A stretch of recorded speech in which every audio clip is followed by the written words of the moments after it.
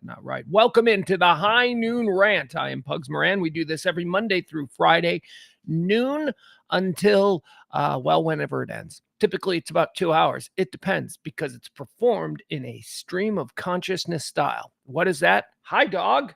No, sorry, dog. Sorry, dog. Dog is trying to squeeze. There, camera, not an earthquake. Just a dog trying to squeeze underneath the studio floor. Oh, you can say, oh, you're just going to look out the window? Okay, that's fine. We can have that. That's not a bad for background, having a dog in the background. I think I'm for that. As I was saying, this show is performed in a stream of consciousness style, which lends itself to those sorts of distractions. But what is it in principle? Well, in principle, what I'm trying to do is give you everything that's happening today. I'm going to give you all the day's hot topics, headlines, whatever it is that people are talking about. If it's making news, I'm going to discuss it. We don't spend too much time on any one subject. I don't know, a minute or two. That really does depend on the stream of consciousness, whatever it is that I'm thinking. And then we move on. One of the other things that we don't do on this show is we don't do politics. That's right. Now, everything is political, or so they say, but I don't. There we go. Hiccups. God. Oh, I was trying to beat these hiccups. Holy shit.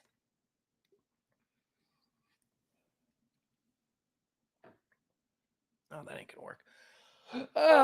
Okay. Everyday viewers know that I do on occasion suffer from the hiccups.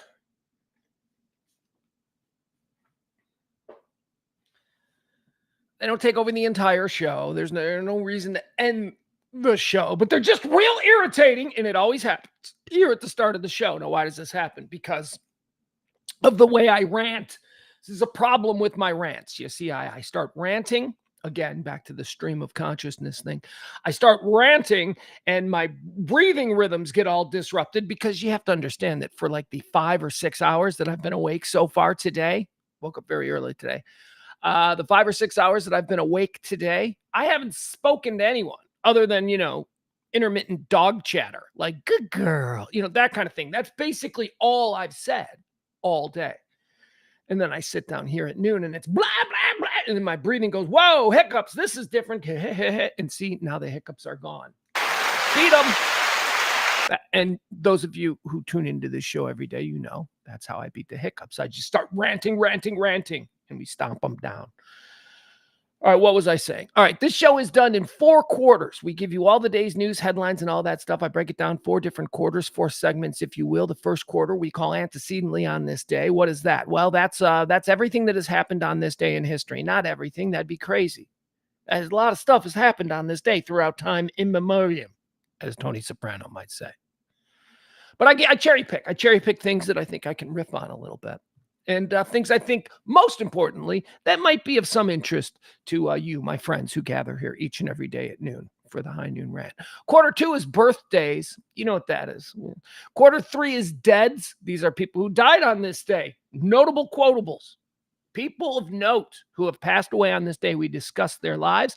We open up their life's resume, and we determine, based upon our own understanding of what gets you into heaven or hell, whether they went up or down. That's it. That's quarter 3. That's fun. We sit in judgment. Quarter 4 is the bulk of the show. Quarter 4 is all the day's headlines, hot topics, current events, whatever it is that people are talking about. We get into it there in quarter 4. Okay, so if you're ready, I don't know where to start. Let's say hi to some people in the chat room, my friends who I've missed these days. It's been a long time. It's been since Friday. It's Wednesday. It's Wednesday. We're doing our first show since Friday. Oh, my God. How did I do it? I don't know. I didn't like it. I had hoped to do a show on Monday, but then a wonderful opportunity presented itself on Memorial Day. And so we decided to go have that experience. And we did that on Monday. We went to the horse races. We went to Lone Star Pork. Lone Star Pork? What? Is that me having a stroke? Lone Star Park. We went to Lone Star Park, but we didn't sit with the degenerate gamblers out there in the sweltering Memorial Day heat. No, we went with like some dude who's like a big famous owner. I don't know. That's why I said it was an experience. I was like, I'll go. I'm like, to my kid, my 50-year-old son, you want to go? And he's like, nah. He's like watching YouTube. Nah. I'm like, what? You're going. This is an experience. So we went. We had fun. We had a lot of fun. I'll be peppering you with stories about that. What else? What else did I do this weekend? We went out to the lake. We went out to the. We spent Saturday out there on Lake Louisville. We had a great time. Of course, y'all know E. E used to be on the nighttime show. He's what's the dog doing? Dog's just moving from window to window. All right, stay on point, kiddo. You make sure no squirrels get close to this house. Or mailmen, for that matter. E, like, busted his ankle in the first 30 minutes of being out on the lake on Saturday. Do you know what it's like to break a bone in the middle of Lake Louisville, 45 minutes into a Memorial Day Saturday celebration? Well, let me just tell you the difference between me and E. First of all, his boat, his party, his everything. Dude's got like 20 people out there. Everybody's having a good time. Everybody's having a good time because E and his wife decided to host us for a wonderful Saturday. Half hour into it, boom, ankle's broken. I don't know if it's broken. It's bad. Whatever it is, it's bad. Ankle's jacked up. It's swelling. You know how he did it? Oh, so sad too. Because I don't know. I just don't want the person who did it to feel bad about it because it would be a terrible thing. He was teaching like a little 12-year-old girl how to drive a jet ski. He was teaching her how to drive the jet ski, and she was steering, and he has very nice jet skis, and they're very fast, although I imagine he was with a little kid, so the limiter was on it. The limiter is a key that doesn't allow you to go over a certain speed. But this little girl decided to crank it, probably like she'd seen other dudes driving recklessly she cranked it, and old E got thrown off the jet ski, and I guess he went over the side, and his ankle smashed on the side of it, and oh my God. So like I said, now if this was me, if I had everybody out there on my boat and that happens to me a half hour in, we're all going home. We're all going, sorry, this was unexpected. I am not going to say. E stayed out there for 6 hours because he refused to let all of those people not have a good time. His wife hosting like the hostess with the mostest and taking care of everybody. And he's sitting there the whole time with his freaking leg packed in. I'm telling you, man, there are very few of us, I think, who would have done that. I'm like, we should probably go home, right? We're going to head back in. No, you don't want to head back in. He's like, everybody's having fun. That's a commitment. That's why he's a good dude. That's crazy. That is crazy. I couldn't believe that. Then, I mean, he's in a boot, he's on crutches and all that stuff now. Then, because he's like, this is the way I had a lot of plans this weekend for everybody. We couldn't go to the lake for the rest of the weekend, which is fine. And not only is it fine, entirely understandable, right? Like, that's totally okay. So instead, he just takes everybody to the horse races. He takes everybody to the horse races in a big owner's suite. Oh my God, with a broken ankle. With a broken ankle, and also should be noted, no painkillers, no nothing, because he's completely sober, not because he has to be, but because this is another weird thing that he does from time to time where he goes, yeah, I'm just going to prove that I can do whatever I need to do. Just an amazing individual, hobbling around with like a busted ankle, refuses to let the party end. That's not me, man. That's not me. What else? Let's say hi to some chat room people. Hi, James. Hi, Frank. Hi, Byron. Hi, Barney. Hi, April. Hi, Peter. Who else do we got? I got to make it bigger. That's all I can see on my screen. Sally, Mama B, Dustin, Jeff. We got Leslie C. We got Cam. We got Toronto. Oh, my God. Everybody's here. Okay, so what are we waiting on? First things first. Big argument over the weekend between me and my kid. Actually, 2 big arguments. We had a really ugly fight over what he was going to wear to the owner's box in the fancy suites at the racetrack. He doesn't know, and that's fine because he's 15. But I'm like, get dressed. And he puts on dirty sweatpants and like a white t-shirt. I'm like, dude, there are going to be ladies in dresses and dudes in sport coats. You are not going to walk in dirty sweatpants, flip-flops, and that started a huge fight. He eventually dressed fine. He looked good. We found him still. We fought, but man, was that a fight. But here's another fight I had with my 15-year-old this weekend. I don't think this fight's ever been had. We've had the taco hot dog fight. We've heard all these, but here's a fight we had. First, for a little context, my kid does not accept old-timey treats. Okay? Old-timey treats. He doesn't like old-timey treats. What are old-timey treats? Candy corn is an old-timey treat. Any kind of candy that doesn't have super atomic sour blast in its name is an old-timey treat. Chuckles. Try and give my kid a chuckle. He'll be like, what is that? Is that from World War II? What is it? That's how he is. So he doesn't like these things.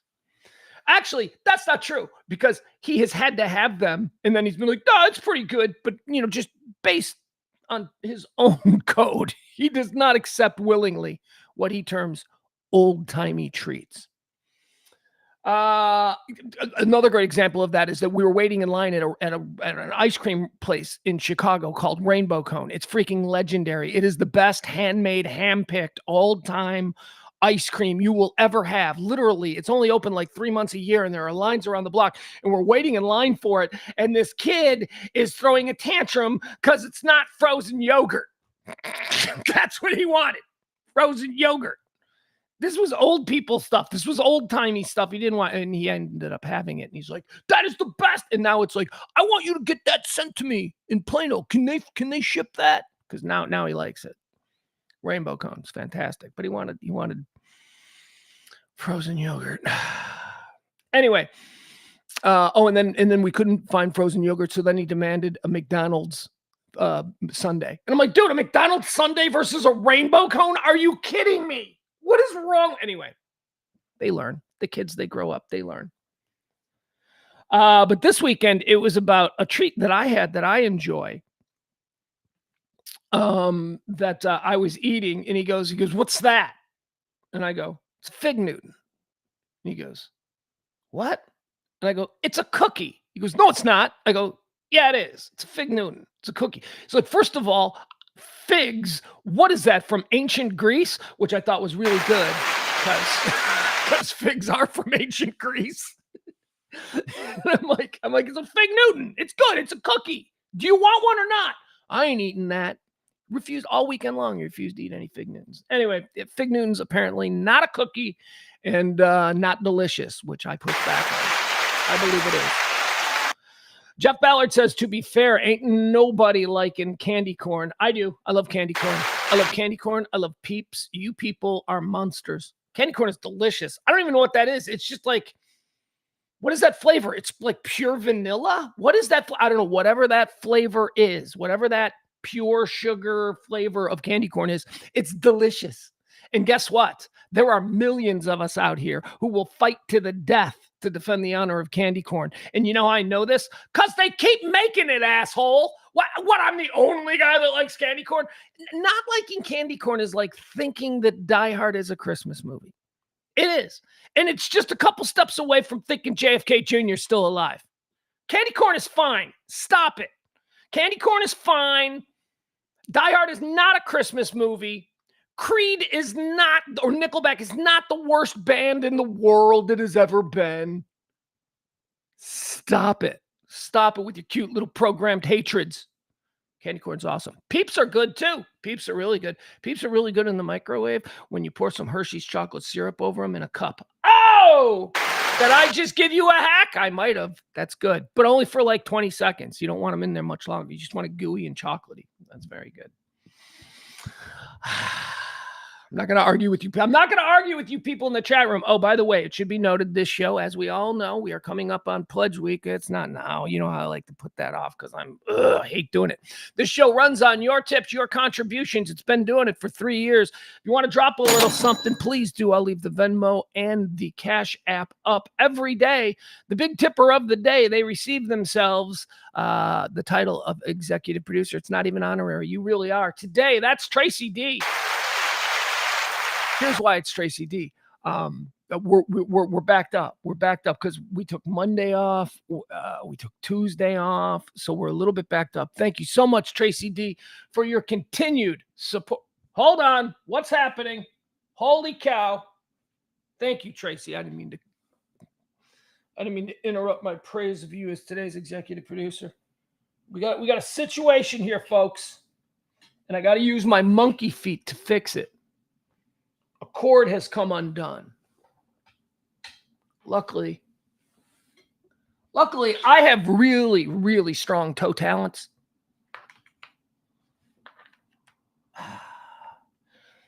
I can grasp things with my toes, not unlike a monkey.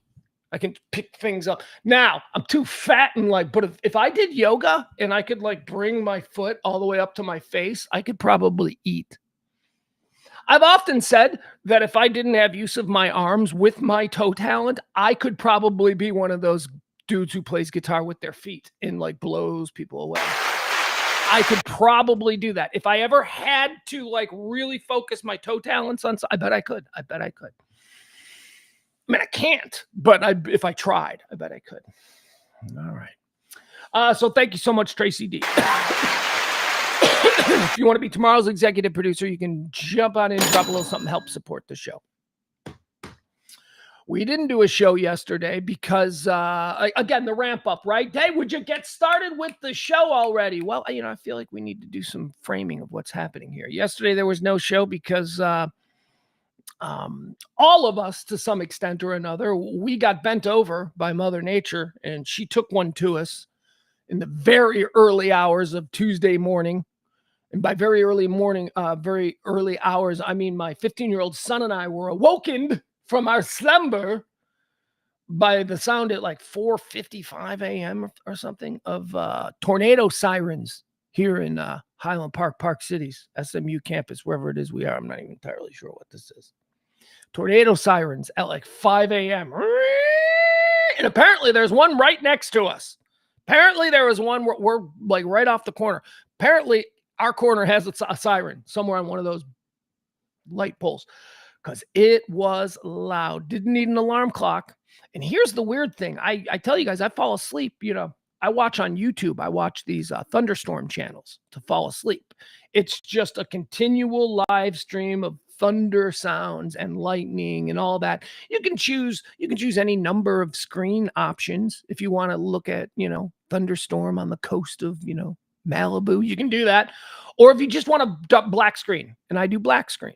So I do black screen with sound of that TV behind us. That sound, so it's got great sound. It's just thunder and lightning and rain, and that's how I fall asleep. And it is wonderful. It is the greatest hack I've ever discovered to fall asleep. Used to listen to audiobooks. Nope. Thunderstorm. But yesterday morning, we woke up. The thunderstorm outside was overpowering the thunderstorm on the TV, and the tornado sirens went up, and I woke up, and it was like mayhem because I got a big screen TV here that's just blasting thunderstorms. And then outside, we had what we went through. So I turned the TV off, which actually, as I recall, I didn't turn the TV off because the power had shut off at that point. Everything goes down, and as the sirens are going, trees outside were just bending like toothpicks. It was insane. It was scary. We'll have more on that, but the reason there was no show yesterday was obvious. We didn't have power until our power here got turned on briefly at 7:45 p.m. After going out about, let's say it went out at 5 a.m., got turned on briefly at 7:45 p.m., stayed on for about 10 minutes, and then went down again. And that was, I don't know, I think that was around 8 o'clock or something. Went out again at around 8 o'clock, and I was like, shit! Because it was on just long enough for me to get the TV reprogrammed and start watching something. I'm like, oh my God, I haven't seen any news. I'm watching the news, and I'm like, okay, get me caught up on what happened today. I had no internet. AT&T cellular was down half the day. So no phone, no cellular. Everything was jacked up. Hold on, just watching for breaking news. And then, so I'm like, oh, good, it's back. And then it went out again. And I ended up going to sleep. Sleep last night around 9 o'clock, 9:15. And when I woke up, the power was on. We're back. So that's good. But man, that sucked. That absolutely sucked. I was having to use my car to keep my phone charged, because at about 3 o'clock, AT&T came back on, the phone anyway. The service seemed to, it was sort of working, not working. Like if you were to try to use your AT&T service for something at like noon, there was like a 70% chance it was going to say, "We're sorry, the network." I don't know why that is, but it probably had to do with the weather, I'm certain. But it was a hellacious, terrible, shitty day. And I know you folks all went through it too, so it wasn't fun. But we're gonna have more on that in quarter four. All right, what do you say we get started? It is the High Noon Rant. I'm Pugs Moran. It is the 29th day here of May, year of our Lord, 2024. It is the 150th day of the year. There's 216 more of these until New Year's Eve. Let's get started with quarter one. We call this Antecedently on This Day. This is where we cherry pick some of the events that have helped shape our understanding of this day throughout history. Antecedently on this day in 1886, the pharmacist John Pemberton places his first advertisement for his new product. It appeared in the Atlanta Journal-Constitution. John Pemberton, what product, chat room? That's right, Coca-Cola. Coca-Cola. John Pemberton, the pharmacist who created Coca-Cola, went, I could try and sell this. Today was the day the first advertisement appeared. Antecedently on this day in 1886. On this day in 1919, Albert Einstein's relativity is tested and confirmed by Arthur Eddington and Andrew Claude de la Chaux-Crommelin. That's his name. He's an asshole. If he's walking around, "Hi, this is Bob Smith. Bob Smith, I'd like you to meet Andrew Claude de la Chaux-Crommelin." Anyway, Einstein's theory of relativity. Antecedently on this day in 1919. On this day in 1932, World War I veterans begin to assemble in Washington, D.C. This is the bonus army. We all know about the bonus army. The bonus army were the people in World War I who we made a Ponzi scheme promise, as this Ponzi scheme of a government often does and throughout time has been consistently engaging in bullshit. Government promised World War I soldiers that they would get this bonus for being in the war, this amount of money, and then they never, dude. If you don't know about the bonus army and you're still waving your flag about our government is great, you need to read about the bonus army. They turned guns on veterans who just wanted what was promised. I don't even have time for it. Antecedently on this day in 1932. Antecedently on this day in 1953, Edmund Hillary, Sir Edmund, Mount Everest, climbed Mount Everest. He gets all the credit in the world climbing Mount Everest. He's Edmund Hillary, some rich ass silver spoon New Zealander who, and how do I know he was rich? Pugs, you don't know he was rich. Here's how I know he was rich. Because in like 1900, he decided that his job, his way of making money was going to be, I'm going to climb mountains. That's something only rich people can do. Okay. If he didn't have money, he'd have been like, I'm going to wait tables and save money so that I can one day climb mountains. No, just as a kid, he started climbing mountains. Poets. If you're a poet, like you see a lot of this with like poets from that time or writers. They're just rich people. You know why? Because if you didn't have money, you didn't get to be a poet. You didn't get to be an artist. You didn't get to climb Mount Everest. You know what you did? You'd sweep chimneys with the rest of us rat people. Antecedently on this day in the year 2021, we're going to move forward. Not a whole lot. I mean, I know, sure. What do you mean not a whole lot happened? World War II, Vietnam, just nothing pops on this day. Those things were going on. But antecedently on this day in the year 2021, a Cessna Citation crashes into Piercy Priest Lake in Tennessee, killing all 6 people on board. All right, you know what this was? This was the plane crash. Now, maybe you guys don't know this. HBO Max had a documentary series on this crazy lady who was a church lady, Gwen Chamberlain. I don't know what the movie was called. Something like Don't Be Fat, Love God. I don't know, something like that. But her church, which was very popular apparently, was basically just pushing the idea of like anorexia and starvation and all that. Anyway, on Max, what is it called? What is it called? I'll give you the name of it here. I shouldn't just say it out there because it was an interesting documentary.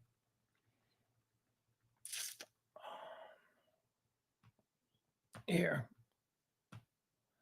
Let's see here.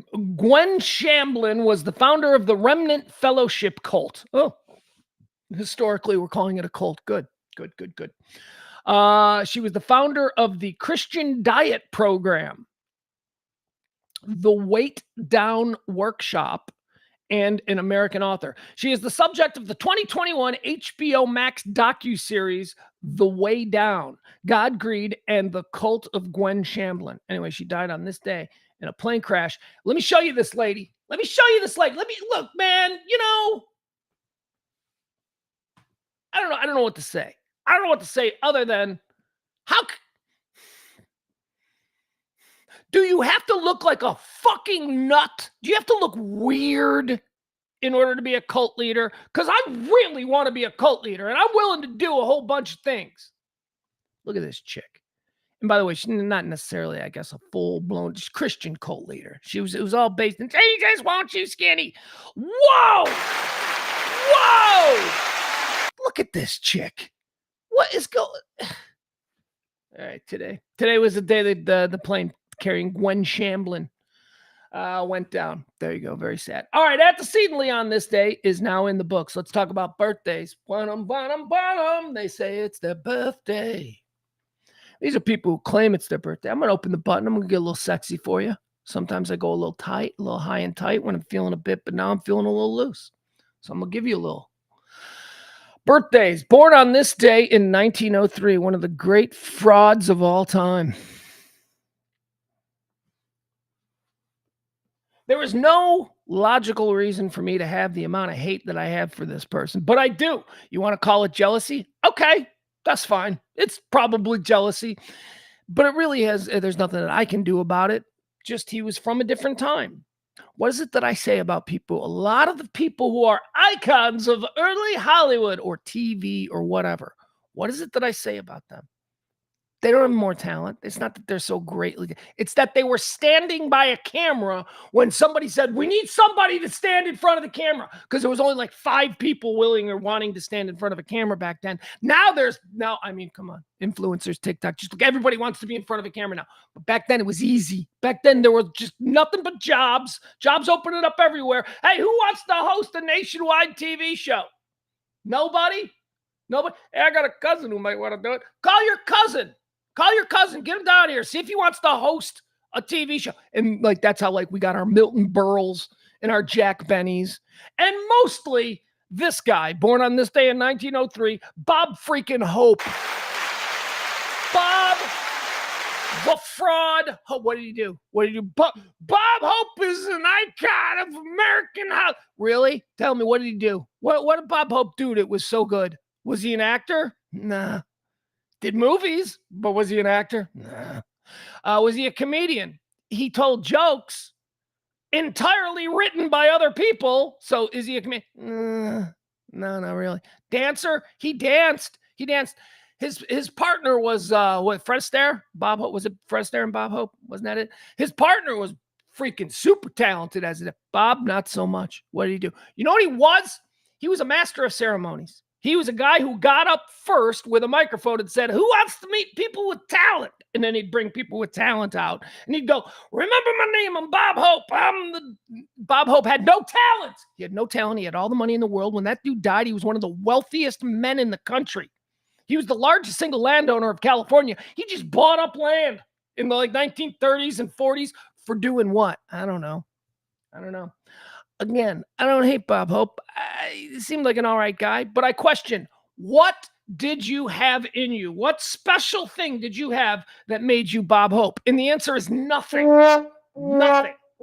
He was there. He was standing there. He was close when they said, we need somebody to introduce people with talent. And Bob Hope said, I can do that.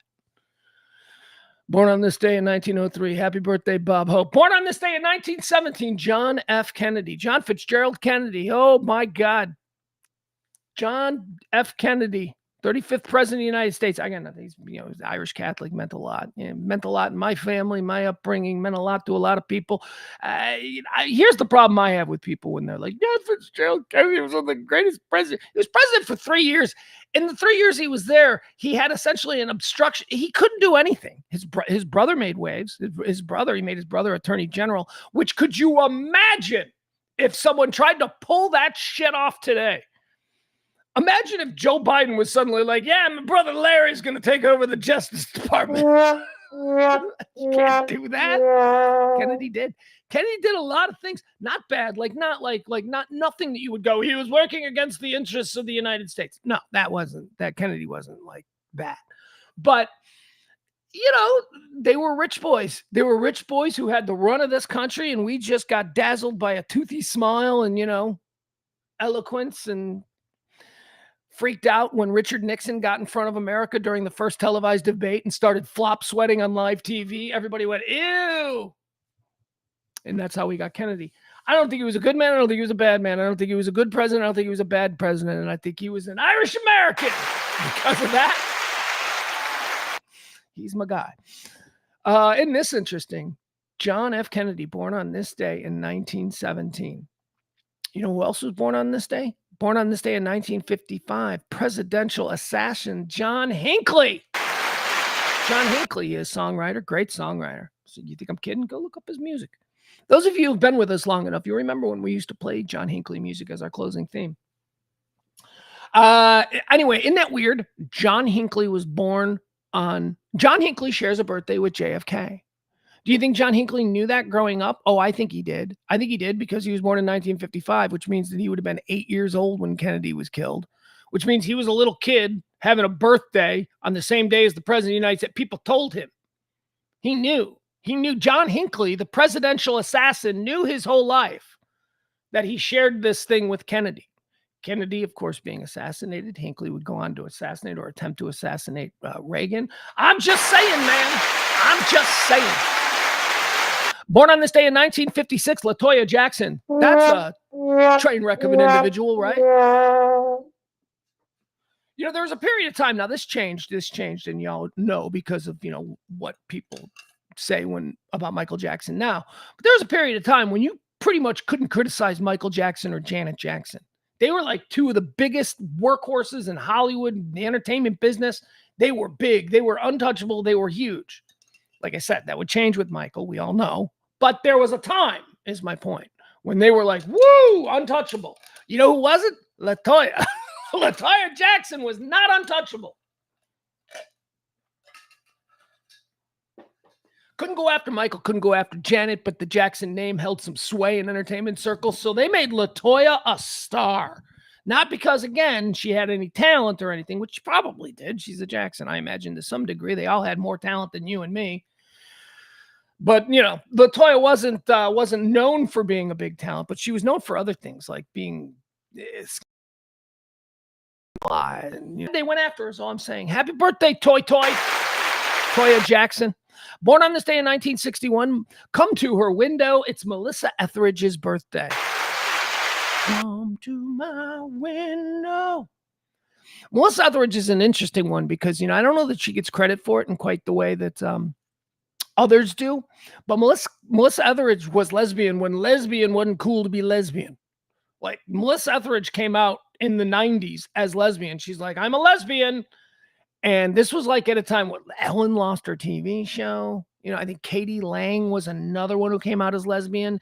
And people were like, but with Melissa Etheridge, for some reason, she went, I'm a lesbian. And everybody went, yeah, we figured. I mean, the wide watch band and the jean jacket. Not really, never saw her in a sundress. It's the 90s. All singer-songwriter girls wore sundresses in the night. Not Melissa Etheridge. We pretty much... She escaped. She took a lot. Like, it was people knew, like, hey, this song's a banger. I like this song. I'm at a party in 1992. This song's great. I love this song. This chick's a lesbian, and everybody's like, yeah, because that was still news. Like, lesbians weren't everywhere back then. It's like, this chick's a lesbian. We're all like, yeah, that's true. Happy birthday, Melissa Etheridge. Her career kind of ended, didn't it? Like she had like a number of albums over a period of time, and then all of a sudden, nothing in like 20 years. When was the last time you heard Melissa Etheridge on the radio?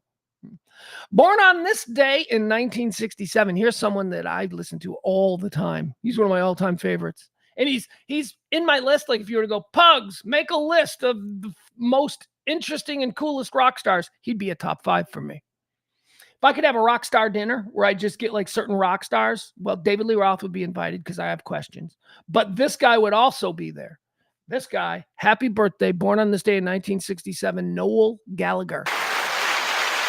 Love Noel Gallagher. Liam, not so much. I take, although I do find, we're talking about the Oasis boys, the two brothers who are in Oasis. One of them, super talented, can play all kinds of instruments, writes all the songs, had the whole vision, understood like where he wanted the band to go. That's one of the brothers. And then the other brother is the lead singer. Need I say more? So you have the one brother who does everything and is kind of quietly the guitar player, but you know, the guy who writes all the songs and that and produces and all that. And then you've got the other brother who's the lead singer.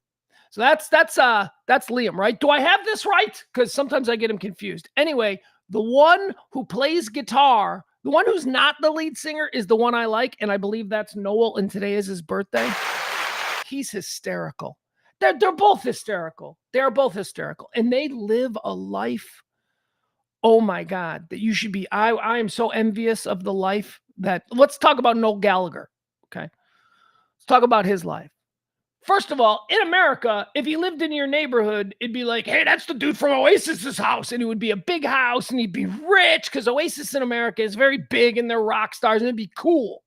But he doesn't live here. He lives in England. And Oasis in England is a much different thing than Oasis in America. In America, Oasis is, man, I love that band. That band is great. In England, Oasis is, they're better than the Beatles. I mean, among Oasis fans, in England, Oasis is much bigger and much more revered than they are here in America. And I believe them to be highly respected here in America. So he is like this Grand Duke of rock and roll past at this point in his life. And he lives in his castle mansion and all he does is give radio interviews and talk about soccer. He's like a football troll. Well, football, they call it football over there. He's like a football troll of the highest order. And he's funny about it. Anyway, YouTube, if you just go to YouTube, Noel Gallagher's funniest moments, you'll just see a string of interviews with him where he is just slaying people hysterically, just crushing with hot takes and like weird ideologies. He's great. I love him. Noel Gallagher, happy birthday.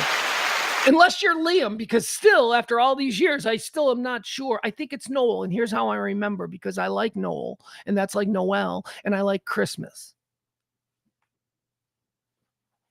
Liam, I'd be lying to myself if I thought I liked him. That's how I do it. That's the little thing in my head, but I don't know if I'm right or wrong. All right, keep going here. Happy birthday, Noel Gallagher. You're fun. Used to be a train wreck. You know what the best thing the Gallagher brothers did? You want to hear a great Oasis Gallagher brothers story? This is why I love these dudes so much. I mean, don't get me wrong. In 1992, they were out of control heathen thugs who were like, put them in jail. But now they're like grown men and they're kind of funny and they're much calmer. The best thing the Gallagher brothers ever did. They were playing a concert in Ireland, and an Irish morning show decided to do a stunt where they were going to they didn't do it. It wasn't like blindside attack, but they told the Oasis management, they said, look, when the boys come on the show this morning before their concert, we're going to bring their dad out. Their dad has been living here in Ireland and they've been estranged. And we think it might be a real beautiful moment for the Gallagher boys, you know, to be reunited with their dad. So management took this back to Liam and Noel go, yeah. And this is what they told their management. Yeah. Let's go ahead. Let's set that up. And they told the radio station, yeah, let's do that. So live on the air in the lobby of this hotel where this interview was happening, the radio station brings out Liam and Noel Gallagher's dad, who had abandoned the family when they were like 10 years old. And live on the radio, the two brothers beat the shit out of their dad. They just jumped them. Rock stars. Yeah, it'd be a beautiful moment. Why don't you reunite us with our dad? And then they kicked his ass. I love Oasis. I love those dudes. Happy birthday, Noel Gallagher. I like you better.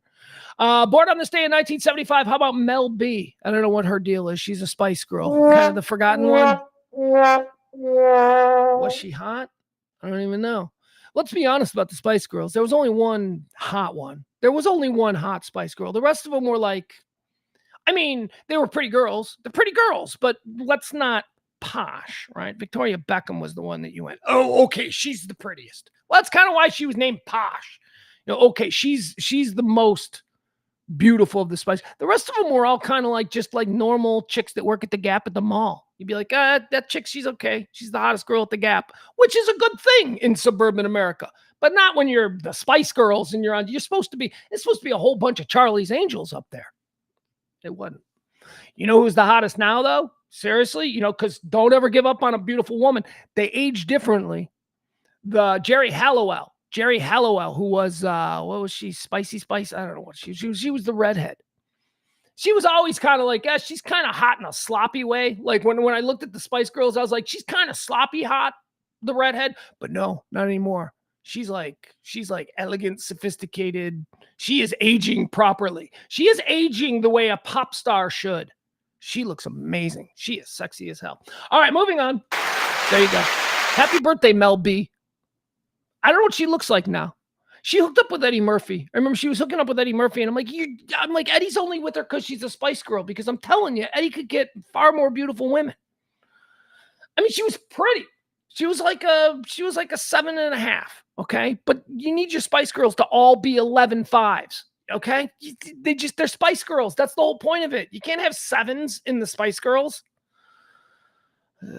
Born on this day in 1975. Happy birthday, American comedian and good friend of the old Pugs and Kelly show, Daniel Tosh. I love Tosh. Tosh used to come on at least twice a year, because he used to come and tour through town twice a year. And then when he got his TV show, he was so desperate to promote it. He was like, just call in every week before the show. So he would call in and all that kind of stuff. Daniel Tosh is very funny. Daniel Tosh is also a very, very cool guy. Like when he's not trying to be funny, when you're just like talking to him about stuff and hearing, he's very cool.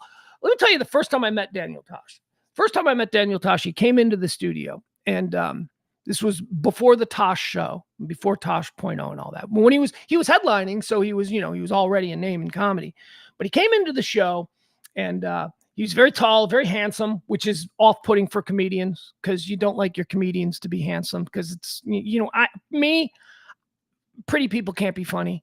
Look, funny is the domain of the Uggs, and quite honestly, whenever I see a pretty person be funny, it hurts a little. It challenges my entire understanding of how this world works. So Daniel Tosh walks in, and I'm like, oh, fuck, he's handsome. And if you remember what Daniel Tosh's attitude was, very condescending, very putting you down, very like trying to be mean in a way that you're not sure if it's mean because he's so damn smart the way he just said it. That was his whole thing. And he comes in, and we do a segment with him, and he starts promoting, and there's not really good chemistry. Not really, because Kelly and I were both unfamiliar with him at that point. And it's kind of a problem. And we go to a commercial. Not a problem like, yeah, well, you're an asshole and you got to get out. No, it was just like, all right, thanks, Daniel. Hey, we'll talk more with Daniel Tosh when we come back after this, blah, blah, blah. We go to the commercial break. As soon as we go to the commercial break, he like takes his headphones off and he goes, guys, I'm not an asshole. He goes, this is just, he goes, I'm not. He like went out of his way to be like, look, I know we haven't met before. He goes, but that's, and I just thought that was so cool. Because he was concerned. He was like, oh my God, I can tell that there's not chemistry. We came back and it was awesome. And he did our show for, another 8 years. Tosh was awesome. Happy birthday, Daniel. American comedian, television host, actor, writer, and executive producer. Barney, let's go to the chat room. Barney just did a little research on the old Ellen thing. Ellen came out in April of 97, and America was so appalled that they only stayed on TV until July of 98. Then she didn't get to work on network TV for 2 years. Your memory of Ellen's oppression is up. I don't have any memory of Ellen's oppression. Ellen was run off TV by a bunch of frightened accountants in the ABC network because the belief was that America didn't care. I don't think she was oppressed. First of all, Barney, I am not an Ellen apologist. My whole thing on Ellen is that That's another example where the powers that be got it wrong about Ellen because they ran her off TV simply because they didn't think America would accept a lesbian. Ellen then goes on to become the most trusted woman in daytime TV. America obviously didn't give a fuck, Barney. That's always been my thing about Ellen. Ellen oppression? Did I give the impression that I felt Ellen was somehow oppressed? No. But the fact of the matter is that the powers that be that let you be on the 3 network channels back then, if you were gay, they would panic and they would get rid of you and they wouldn't hire you and your career would be over because they felt that America's consumers who sit through the commercials would not want to watch a show where someone was gay. My whole point, and has been for 30 years now, is that was wrong. Those were a bunch of old dudes born in the 1920s who in the 1990s saw a gay woman and went, well, gay women aren't a thing. It was just, that's always been my thing on Ellen. Ellen wasn't oppressed. Ellen proved Ellen was screwed. She was totally screwed by ABC. She wasn't oppressed by the American people. The American people, the next chance they got to embrace Ellen, they made Ellen one of the biggest stars in America. So I don't know about oppression. I think you and me got it twisted there, Barnes. All right, moving on. Carmelo Anthony, born on this day in 1984. I don't really care. Born on this day in 1980. All right, that was a pretty long I don't care for Carmelo Anthony. Born on this day in 1989. How about Riley Keough?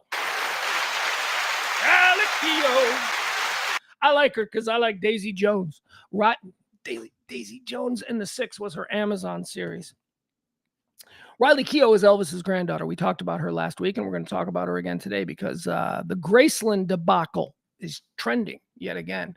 If you remember last week, some people tried to steal Graceland from the Presley family. They tried to claim that the late Lisa Marie Presley had taken a $3.8 million loan and used Graceland as a lien. And Riley Keough, who was the daughter of Lisa Marie Presley, who passed away last year.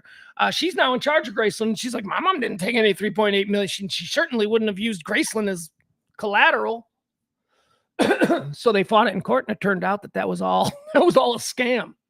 But Riley Keough is the one who did all the legwork. Apparently, I read a story this morning, and we're going to talk about it today later when we get into quarter 4. Riley Keough was like, nope, not a chance. Here's what's happening. Some con men see a dumb Hollywood actress with Elvis's fortune, and they think that they can somehow manipulate, reality into her giving it up. And no, that didn't happen. She was like, screw that. She might be Elvis's granddaughter, but she's also Priscilla's granddaughter. And Priscilla Presley's a smart lady. She, business-wise, the way that she exploded Graceland after it, that was all Priscilla. Priscilla knew the business end of it. She made Graceland into what it is. I mean, remember, he died in 1977, and that was when Priscilla was like, all right, let's go. So don't underestimate Riley Keough. And the other thing that you want to do with Riley Keough, at least I did, I wanted to go, oh, Nepo baby. She's just getting a chance because people can say, and did you know she's Elvis's granddaughter? I mean, look at her. Look at her from the nose up. She does. From the nose up, the eyes and all that she does. She looks like Elvis. You'd be like, okay, I could see the Elvis in her. But she's probably not all that talented. She's very talented. Riley Keough is a great young actress. And again, I'm not the type that would just say, I like to find fault with Nepo babies. But no, she's good. She has been good in everything that I've seen her in. And I think that she is like one of these stars on the rise. The best thing would be, it's a really interesting series on Amazon Prime called Daisy Jones and the Six. And it's also got a very interesting story behind it. It was originally supposed to be the story of Fleetwood Mac. They were going to do the story of Fleetwood Mac, and Riley Keough, I suppose, would have played the Stevie Nicks role because Daisy Jones in this one is kind of like a Stevie Nicks type. Anyway, they ended up abandoning the idea of doing a Fleetwood Mac series. And they just created this thing, Daisy Jones and the Six, about a band that is very much like Fleetwood Mac, that has success very much like Fleetwood Mac, and the relationships with the people in the band. Riley Keough plays Daisy Jones, who, as I said, is probably akin to a Stevie Nicks character. She is really good. She is really good in the series. The series itself is, if you're not interested in that, if you're not interested in, a depiction of what being a 1970s rock star, global rock star was like, then, you just be like, well, I don't like all the backstage stuff. But if you do, if you're into it, it's good. I think you'll like it. And she's tremendous. Riley Kehoe, happy birthday. Elvis's granddaughter. Let's do the deads. Quarter 3. Let's move on. These are the people who've died. These are the people who've died. Hold up. Gotta have the news on behind us. Gotta have the news. Oh, does April have more information on the thing? Daisy Jones was adapted from a book. The author of the book created it from her love of Fleetwood Mac. Yeah, well, that's the other part. That's where the source material come from. The producers who were making it originally had set out with the interest of making a story, like a television series about Fleetwood Mac. And I guess then they found the book and they went, well, we could just probably buy the book for less than it would take us to argue with Fleetwood Mac for the next 5 years over the rights. So maybe that was it. I don't know. Rob Barr. Actually, I didn't see a listing for it. Rob Barr would like to throw out Carla DeVito as having a birthday today. Carla DeVito. I didn't see that in my list that I use, but I will certainly honor Carla DeVito, as Rob points out.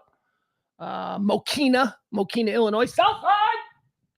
Rob's from Mokina. That's why he's championing Carla DeVito. Who is Carla DeVito? Carla DeVito is probably most famous in my world for a different thing. I'll tell that in a minute. But Carla DeVito is famous for being the girl singing with Meatloaf on "Paradise by the Dashboard Lights." You know that song. Ugh, that song. That song's a little much. That show's a little too much for the theater kids, if you know what I mean. That song is like that song is to rock and roll what like Rocky Horror Picture Show is to theater. It's just a little bit, I don't know. It's a fine song, but that's who Carla DeVito is. And she was a singer. I think she did some solo stuff. Anyway, here's why she's famous. She married Robbie Benson. I don't know if you remember. Do you guys remember the actor Robbie Benson? Robbie Benson was in One on One. Robbie Benson was in an after-school special where he killed his dad because he was smoking pot, and because smoking pot makes you kill your dad. Robbie Benson was in Ice Castles. Remember Ice Castles with the blind figure skating girl? Look, Robbie Benson was a big movie star for a lot of the 70s and into the 80s. And in the late 80s, he marries Carla DeVito, who was having a birthday today. Carla DeVito, born and raised in Mokina, Illinois, south suburb of Chicago. But here's the funny part. She made Robbie Benson move to Mokina. Where's my guy? Where's KB Artist? KB Artist used to fuck with Robbie Benson all the time. So all of a sudden, like around 86, 87 or so, we started seeing Robbie Benson everywhere, like at the mall, at the 7-Eleven, at the video store, at the Jewel. I ran into Robbie Benson at the Jewel. And you don't think it's going to be. Here's what you think. You think that dude, because you're at your Jewel is a Kroger. So you think that dude in the Kroger in Forney, you think that dude looks like Robbie Benson. And you're like, that dude looks just like Rob. That's what you think, because there is no context that makes sense to you that Robbie Benson would be in your grocery store. But for me, he was. He was to be like, yeah, that is, in fact, Robbie Benson. My buddy Kevin, KB Artist, you see him in the chat room here. Kevin and I were really close friends in high school, and Kevin worked at the video store. At the video store where we all went, and Robbie Benson went. Because this was before Blockbuster, when there was only one video store for every, 20 miles. Anyway. So Robbie Benson, Mr. Popular.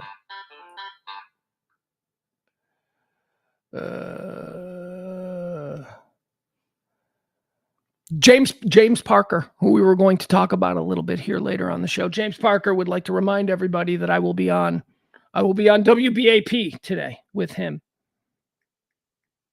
Hold on. I don't know why he knows I'm doing this. I don't text him during his show. Why does he text me during mine? Hi, Bill. There's Kevin. There's KB. I remember the Robbie Benson sightings. Robbie Benson used to come into the video store. Although he says it was Dennis DeYoung I would fuck with at the video store, asking him for his card and pretending I didn't know him. Oh, that was Dennis DeYoung from Styx, the lead singer of Styx. Yeah, that's true. Yeah, Kevin used to screw with Dennis DeYoung because everybody like, oh, it's the rock star, get out of the way. So he'd come up and Kevin would be like, welcome to Orland Video, sir. Can I see your card? He'd make Dennis DeYoung get his card. Robbie Benson was everywhere. I saw Robbie Benson at the grocery store. Anyway, happy birthday, Carla DeVito.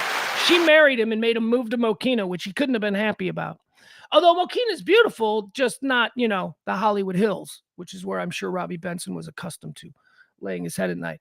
Who else do we got? That's it. That's it for the birthdays. All right, now let's do the deads. Dead people. That's right. Dead people. All right. Dead on this day in 1972, Mo Berg.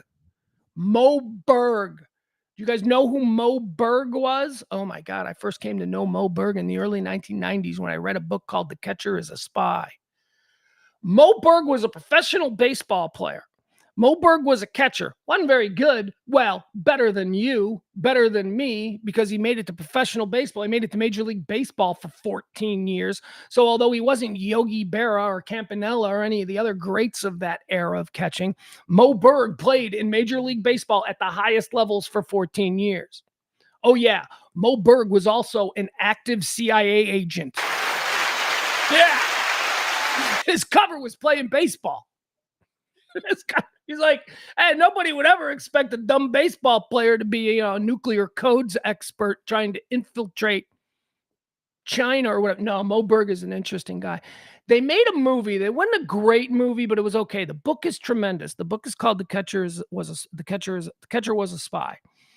The movie starred Paul Rudd, and it came out, I don't know, maybe 10 years ago. It's good, but I would read the book. The book is way more juicy, way more detailed. The book is fun because it's just such a preposterous idea that this guy who's a baseball player, is actually, here's the other thing about him. He was in baseball. We didn't know he was a spy until years later. That all came out years later that he was a spy. But his reputation when he was in baseball, his entire time in baseball, his reputation was the smartest person in baseball. He was super smart. Like he was an atomic scientist, like had all these degrees. First of all, he went to college at Princeton and then got a law degree from Columbia Law. And then he spoke like half a dozen languages fluently while being a third string catcher for the Boston Red Sox. It was, and during World War II, infiltrating German lines and just an amazing guy. Mo Berg, dead on this day. I'm putting him in heaven because what a guy. Mo Berg. Although the last name Berg suggests he's Jewish, which I don't think they believe in heaven or hell, right? Isn't that a Jewish thing? So who knows? But still, born on this day or dead on this day in 2008, Harvey Korman. Harvey Korman from the Carol Burnett Show died in 2008. I don't know what else he did other than the Carol Burnett Show, but he was wonderful. Harvey Korman goes to heaven. Dead on this day in 2010. One of my top 20 favorite actors of all time. I say top 20, could be top 10. I don't know. I've never really had to look at the list. He died on this day in 2010. Dennis Hopper. Dennis Hopper, ladies and gentlemen, going to hell. Totally going to hell. He was a wild man who spent the last 20 years of his life apologizing for the first 60. That's Dennis Hopper. So Dennis Hopper is going to hell. He's going to have a little company because we're going to preemptively put this guy into hell. Manuel Noriega died on this day in 2017. The Panamanian pineapple-faced dictator. That's who he was. I just know what the lamestream media told me about him, and I believes it because it's convenient for me to believe it because I don't want to read a big long Wikipedia page about what Manuel Noriega was actually about. I choose to believe that he was a power-drunk madman who exploited his people and got rich in the process. Going to hell. Drug dealer. He's a drug dealer too. He allowed his main thing, if you want to get reductive about Manuel Noriega, his main thing was that he allowed his nation's banks to be the banks for the Colombian cartels. So all the drug, cocaine money, no questions asked with Noriega's banks. He's going to hell. Then on this day in 2021, Gavin MacLeod. Who's Gavin MacLeod? Gavin MacLeod was both Murray Slaughter on the Carol Burnett Show and Captain Steubing on the Love Boat. Better believe he's going to heaven. How do you keep either Murray Slaughter or Captain Steubing out of heaven? I don't want to live in an afterlife that doesn't include a Captain Steubing in heaven. Dead on this day in 2021, B.J. Thomas.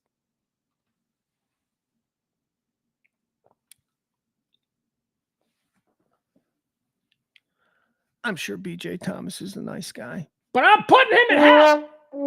That song, raindrops keep falling on my head. No, thank you. No, thank you. I hate that song. All right, folks, that's going to do it. Those are the deads. The first 3 quarters of today's show is in the books. It is time now for us to roll seamlessly into all the day's headlines, hot topics, and current events. Let me quickly turn back 2 hours at the... What are they deliver? Okay, we'll get into all the day's news. We've got live breaking news that can happen at any moment concerning the Trump trial. But first, I'd like to remind you one more time that Tracy D is our executive producer of today's show. She gets the EP title on this day because she tipped the show the biggest. And we got to back up. We got to back up. We got other people we're going to thank and all that stuff too. But right now, today, it's Tracy D. All right, here's the big story. Ready? Oh, by the way, if you want to, do that. If you want to be the executive producer, you can as well tip the show. Cash, app, or Venmo. Preferred. Thank you. All right, let me turn my head to look at the TV here. What are we looking at? Go to Paula Reed. I have developed a crush on Paula Reed. Oh, yeah, I watch CNN. Yeah, I'm not going to watch your lefty MSNBC, and I'm not going to watch your crazy... They're just lying at Fox. I'm not going to watch Fox. They're lying and crazy at MSNBC. They're lying and fucking con men at Fox. Okay, so I'm not watching that. I don't have any choice. So I go with the rinky-dink middle. That's what they are. They're the rinky-dink middle CNN. So stop your complaining. I'm not going to put Newsmax up there. Look, this is what you'd see at a goddamn airport. You know why? Because it's rinky-dink middle. Any kind of news that we need, they're going to have. If it's important news, they're going to have it. We don't have to listen to the sound. We don't have to listen, So we got Trump deliberations going on right now. So the jury, they deliberated. That Judge Moran, he gave Trump jury all of the instructions. Took like an hour to do that. What have they been doing for the last 4 weeks? What do you mean you need instructions now? You should have told me instructions before so that they could have processed the entire case with the instructions, but now they get the instructions. 2 hours and 38 minutes, the Trump trial jury has been in deliberations. I don't want this to be a thing today. It's going to happen. So at some point, the jury's going to come back and honestly, we're going to dump everything to try and cover that live. Because it'll be history. It's going to be history. That's it. I don't know what else I want to say about the Trump trial because predictions, guilty. He's going to be guilty, but I've been saying that from the beginning. They already tried Michael Cohen for this thing. They found him to be guilty. Trump was an unnamed co-conspirator in that case. How can you make that justification that the person who did it is guilty, but the person who ordered it isn't? That's some Godfather shit. So whatever. And I know it's far more complicated than that. And I've watched the entire trial. So please don't try to. I know what I think, and I know, and I'm going to move on. And that's what America is. That's what we need to do more of. Know what you think, shut the fuck up, and move on. Okay. However, you may also know that I've been saying the entire time that there is no way he gets convicted. So you can see the conflict going on in me. The conflict is that my brain tells me he's guilty. That's guilty. That's obvious. He's guilty. And anybody else would go to jail and this wouldn't be a thing. He's guilty. That's what I believe. but also the conflict. He ain't going to jail. I've been saying that he ain't going to jail, and for some reason, I do not believe he will be found guilty. I just do not believe he will be found guilty. I believe that people in this country are given certain advantages. They are above the law, certain classes of people. Now, Donald Trump, had he not been president for 4 years, would not be above the law. If he was just Donald Trump, host of The Apprentice, guy who ran for president and lost, he'd be in jail like that. But there's a different level of power where rules suddenly get changed. We're never gonna see this. This isn't a thing. I just don't believe that this is a thing. I believe that people of certain ilks, we have a caste system in this country. Oh, we don't say we do. That's something the people over in India have. But no, we have a caste system here. And the rules, the laws, the enforcement of all that stuff is just for about 99.9999% of us. But there are special people who were, I don't know, granted special things. And he's one of them. He is one of them now. He's not going to jail. So you people, it's like all of us, Clinton's going to jail. And I'm like, Clinton ain't going to jail. You fucking nuts.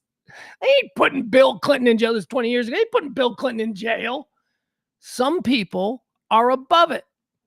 Are you okay with that? I'm not okay with it, but I'm accepting of it. I'm like, well, I can't do anything. I stream a show Monday through Friday at noon. I can't do anything about that.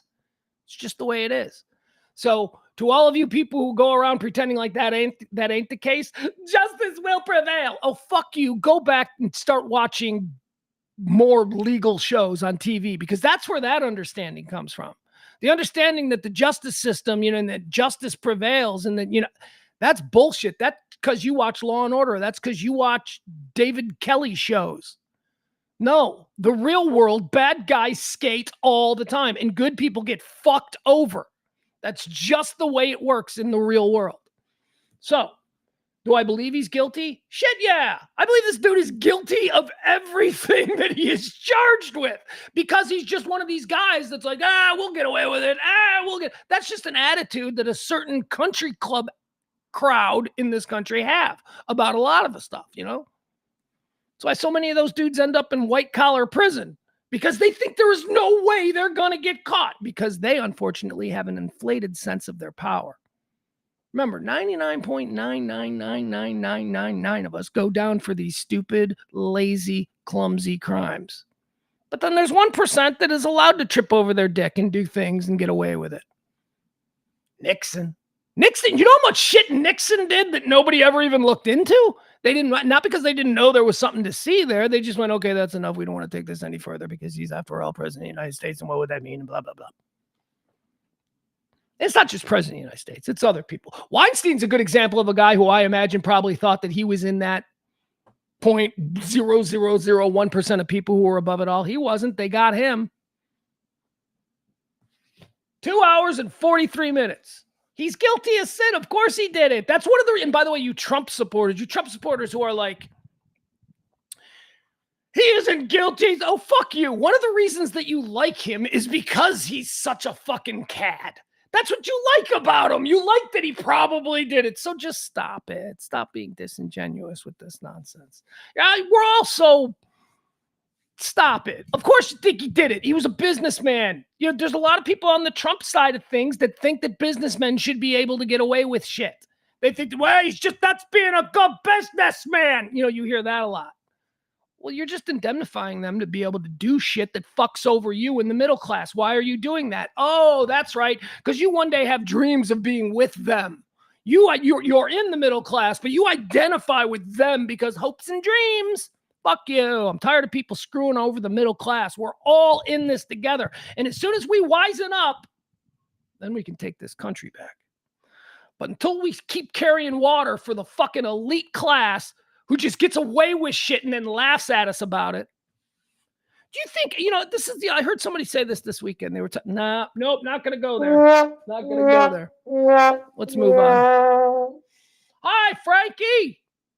Barney says he's probably guilty of the misdemeanor clerical error, but they have stretched the law. He fucking tried to pay off a porn star because the press would be brutal to him. He thought that would affect his campaign. Stop it, Barney. Clerical error. Stop it. This was a white collar fucking shell game of moving money around, and that's illegal. It's not a clerical error.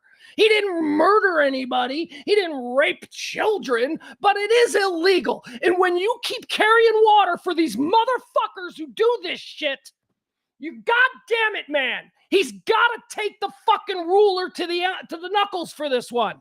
They get away with everything. Oh, it's just a clerical error. Stop it, Barney. Stop carrying water for people that don't want you in the lobby of their fucking hotels.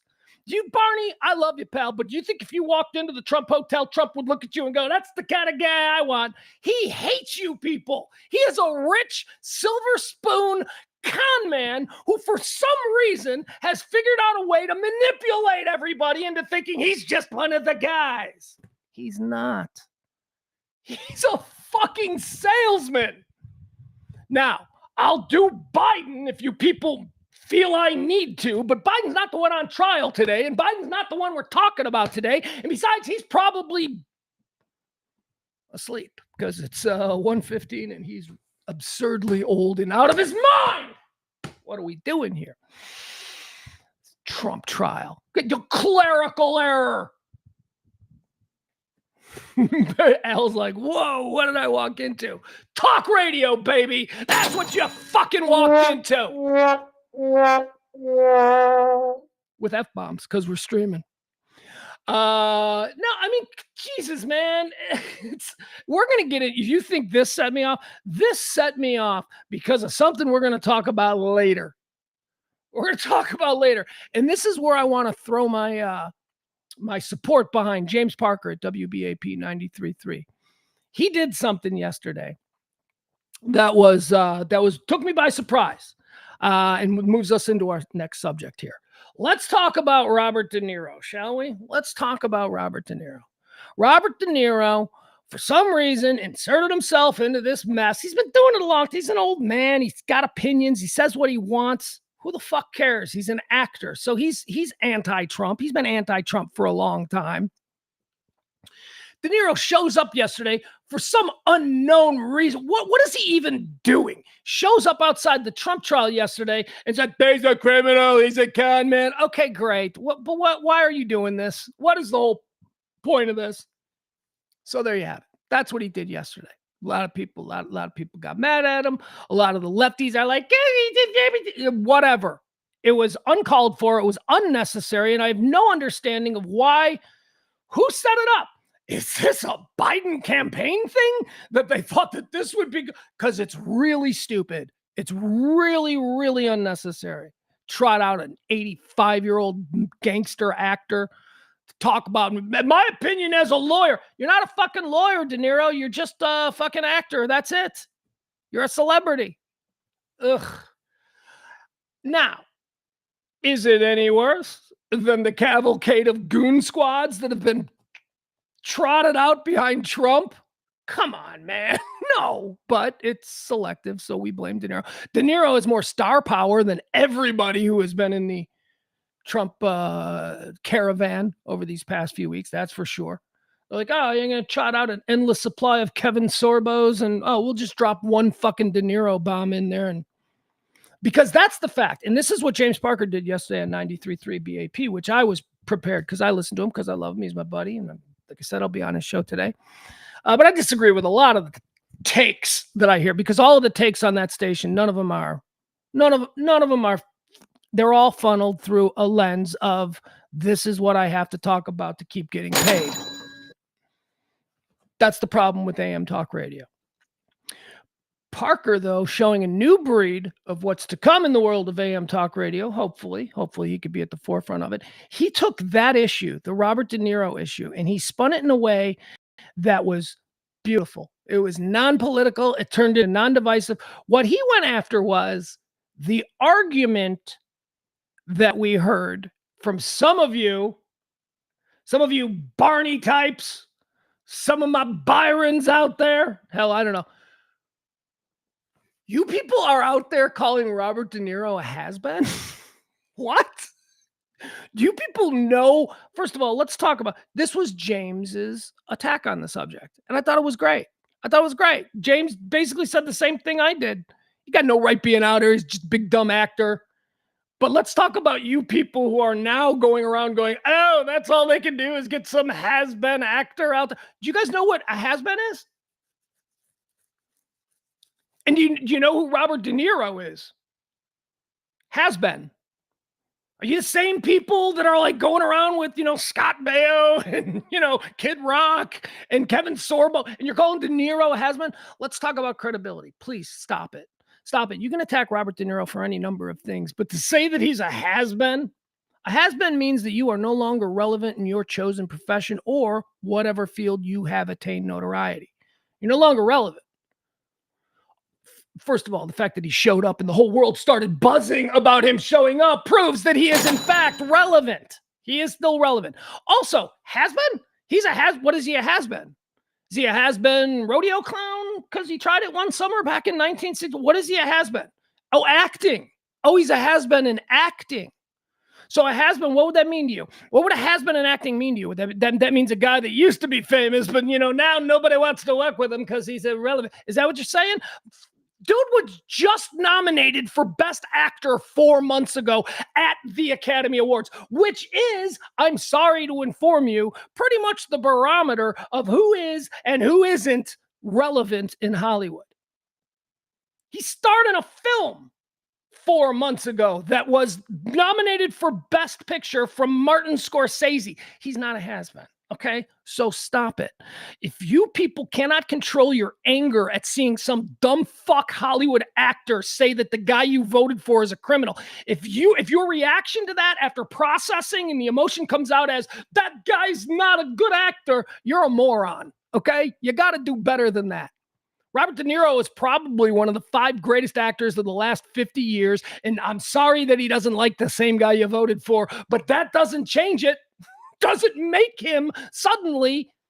And then also, it's like you get people, the Kid Rock is better than Taylor Swift. By what metric? I mean, if you're talking about, I personally like Kid Rock better than Taylor Swift, then I say, oh, good on you. All right, very good. But if you're like, Taylor Swift is a nothing in the business and Kid Rock is an icon, you're a fucking fool. You're a fool, and nobody should ever take you serious. And I don't understand why you're comfortable saying these things. Don't you know how stupid you sound when you say Robert De Niro is a has-been? Ugh. Now let's talk about a real has-been in the acting world, because Richard Dreyfuss is now Richard Dreyfuss, who I also love. 2 of my 10 favorite movies star Richard Dreyfuss: Close Encounters of the Third Kind and Jaws. I love Richard Dreyfuss. Funny, my funniest Bill Murray movie, and everybody gets mad when I say this, my funniest Bill Murray movie stars Richard Dreyfuss. Bill Murray and Richard Dreyfuss. What About Bob? That movie is hysterical. So don't get on me where I was like, oh, Pugs just hates Richard Dreyfuss because all of a sudden Richard Dreyfuss is like out there getting involved in social issues. No, I don't hate Richard Dreyfuss. I don't have a problem with Richard Dreyfuss at all. Richard Dreyfuss went to a thing about Jaws, some like 50th year anniversary of Jaws, and he came out on stage to make a speech, and he was wearing a dress. He came out in a dress, and then he performatively took the dress off in front of everybody and revealed a suit and his I am a man, and then he went into all of this trans, stuff and all that, which is fine. He's allowed to have these opinions. Good for him. But he's taking a lot of shit. Richard Dreyfuss is a homophobe and all this stuff. I'm like, oh, Jesus, whatever. He's fucking awesome. You ever seen Mr. Holland's Opus? Richard Dreyfuss. I don't give a shit. First of all, do you not know what actors are? Actors are trouble. Have you never hung out with an actor socially? Have you ever not sat in a drive-thru with an actor trying to order? You would, in that mundane moment, you would understand everything that I'm saying. Actors are awful people. Male actors are easier to handle than female actresses, or I'm sorry, as they will jump down my throat, they're also actors. We don't say actress anymore. Okay. Anyway, Richard Dreyfuss is a weirdo. Robert De Niro is a weirdo. Okay. But if you want to call somebody a has-been, Richard Dreyfuss, not Robert De Niro, would be the has-been. Because you see, Richard Dreyfuss wasn't just nominated for an Academy Award 4 months ago. Richard Dreyfuss doesn't have like 5 more movies in production next year the way Robert De Niro does, because see, he's going to die soon. And people are like, we got to get more Robert De Niro films. That is the exact opposite of a has-been. Okay. So just stop it. We all individually, and this is something that we can do just on our own. We can all be better as far as our personal credibility goes. Okay. So the next time you're online and you're like, has-been actor Robert De Niro, just think about how that looks. Do you really understand what a has-been is? And the next time you want to like argue that Taylor Swift isn't half the artist Kid Rock is, just shut up. I'm not a kid. Look, I probably like Kid Rock's music more than Taylor Swift, but I'm not wading into that stupid. Kid Rock has sold what? Tops 50 million albums? What is Taylor Swift getting almost at 1 billion? I mean, just stop. Just stop with the comparisons. Let's talk tornadoes. All right, guys. So this weekend, what a crazy weekend here, especially North Texas. I mean, we'd be talking about this if this was Kentucky, Mississippi, Illinois, wherever. It didn't matter, but it happened to us, and we went through some shit this weekend. How y'all doing? Y'all okay? Man, it was scary, wasn't it? And it all started out so great. Friday, wonderful night. Saturday, what a day Saturday was. We went out to Lake Louisville. We were on the boat. Emil. Old E shattered his ankle. You can rewind to the beginning of the show. I talk about that. He shattered his ankle there in the first 40 minutes, but we stayed out there like 6 hours in the beautiful Texas sun. Oh, what a day Saturday was on Lake Louisville. So much fun. And then Saturday rolls into Sunday. Sunday was pretty good. We ended up out at a threat. By the way, there was a threat of rain the whole time. Like the whole time, it's like, it's gonna thunderstorm today in the middle of the day. It never happened. It was just beautiful the whole time. The sun always stayed out. It was great. Sunday was beautiful. Saturday was beautiful. Sunday was beautiful. The trouble, or no, that was Sunday into Monday. Saturday into Sunday, Sunday into Monday. Monday was Memorial Day. Monday was I don't know. I'm all confused. It was a lot of days off. Saturday. All right, this is where we start. I'm sorry, we start Saturday. So Saturday, we're out there in Lake Louisville. We come back and around 9 o'clock, because, after an entire day at the lake, when you're my age, and apparently when you're 15 too, because my son was all lake tired. Lake tired is a different kind of thing, right? Where you just want to lay in your bed and watch TV. Maybe order a pizza. Lake tired. There's something about lake tired. Well, we were lake tired on Saturday.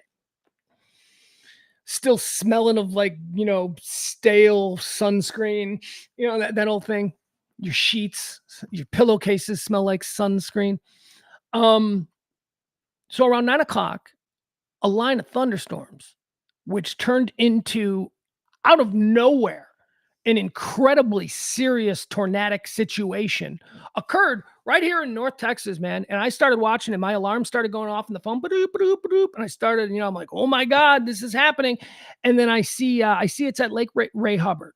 So Lake Ray Hubbard is the lake that's just north of Lake Louisville where we were. And when I say just north, I mean separated by a couple of miles of land and then another giant lake. So it's all in the same area. Thankfully, this didn't happen on Lake Louisville. I've been on Lake Louisville when bad weather has rolled in, and it is scary. Waves get like 10-foot chops, and it's crazy. Anyway, a marina was destroyed there in Denton County. Joe Pool Lake Marina was completely leveled. There was a gas station right there at 35. I think it's north of Valley View. Valley View, the town just north there, not the street. Valley View, 150 people were sheltering from the storm inside a truck stop gas station. That thing got leveled. A lot of people died in Friday's tornadoes. I think 20 is the total for the weekend, but we know that I haven't seen the numbers. I have to apologize. I haven't seen the numbers because the first 2 numbers I saw were 2 children.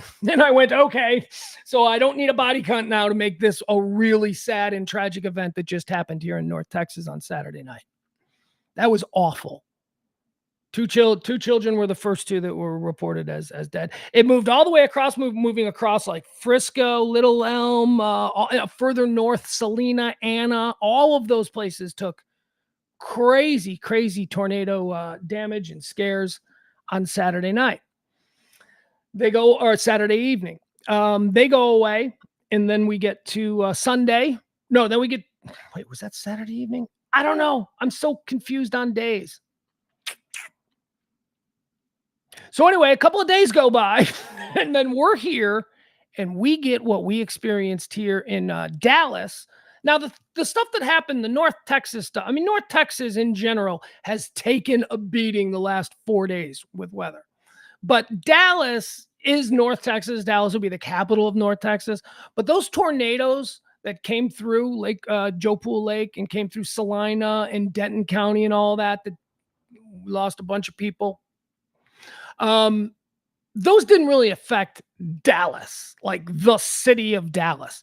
That was the one that came at 5 a.m. yesterday morning. So what was that? So it was Tuesday morning. It was Monday night. Monday was Labor Day. So you go to bed after Labor Day and you're awoken by the storm. So that's it. The late night, but it wasn't even late night. It was early morning. It was early morning. So it happened at 5 a.m. Now that wasn't tornadoes. I don't know if you've seen what that is. Some people have called it, said it was a Derico. Other people are like, nah, it's not exactly a Derico. This is something different. We need a different name for it. Instead of it being tornadoes, it was just straight line winds. So imagine like a hurricane front, but it's not swirling. This is how it was explained to me. What's the difference between that and the hurricane? Why can't you just say it's a hurricane? Because a hurricane has a center that's swirling. This was just a wall of wind that was being pushed miles and miles long. Category 2 hurricane force in the colony. The colony had wind speeds of 100 miles an hour. The colony, which is just north of us. We here in this neighborhood in the Park Cities, which is just adjacent to downtown Dallas, all the big buildings and everything, we got our asses handed to us here. Like I said, I didn't have power for, well over a day plus, trees down everywhere, shingles all over, garbage I mean, it was bad when the dust finally cleared. I drove my son not through the storm. The storm had ended, but he needed to go. He had a doctor's appointment up north, so I had to take him home. And we had no power anyway. So I'm like, I'm going to get my kid up to his house in Plano, see how they're doing up there. His neighborhood was absolutely destroyed. Every tree in his neighborhood was down as we drove through his neighborhood. The branches everywhere. His mom's car. His mom has a beautiful new car parked in the driveway and behind in the alley of their house. A tree from the back neighbors just fell, landing right behind her car, missing her car by about 2 feet. It would have smacked. A giant tree fell right behind. I mean, so it was bad. It was bad. Here, we got some video. Let's look at some video here. You know what we do? I was pulling video, and then I thought, instead of pulling video of all of this shit that we just lived through, why not just go to the best source of it? Here. So the best source of all this video is Dallas, Texas TV on Twitter. I don't know if you have them, but let's just scroll their page and let's see what kind of video they've got. And then we'll watch them individually. There are some did you see the airplane at DFW getting moved around? And it's still developing. There's an airplane sitting, attached to the walkway at DFW. And the winds came in and the airplane started to spun. The winds were strong enough to move an airplane. It was crazy. All right, let's go to Dallas, Texas TV. These people are great. Let's see what they're going to show us here. All right, these are just power lines. I don't think we need to see that. I don't know what that is. Oh, Mavs. Hey, how about our Mavs? Yeah, I know. But it was close. It was a good game. It's a good game. Mavs are up 3-1. We're fine. All right, hold on. Trust me when I tell you. We'll get to. Okay, so what's that? That's not a great picture. I want videos. I want to see some of these videos. All right. No, for sure. Oh, see, power's back on. Oh, damn, there it goes again. Oh, the side of the building over there just burst into smoke. Oh no. Yeah, we're into our area. Yeah, so I don't know for sure. Oh, see, power's back on. Oh, damn. there it goes. Well, that explains why nobody had power at all. Hold on here. What else do we got?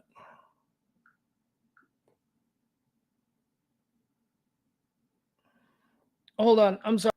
Trying to do multiple things at once, and I ain't good at that. All right. What is this? Okay, so where is this? This is a new construction site.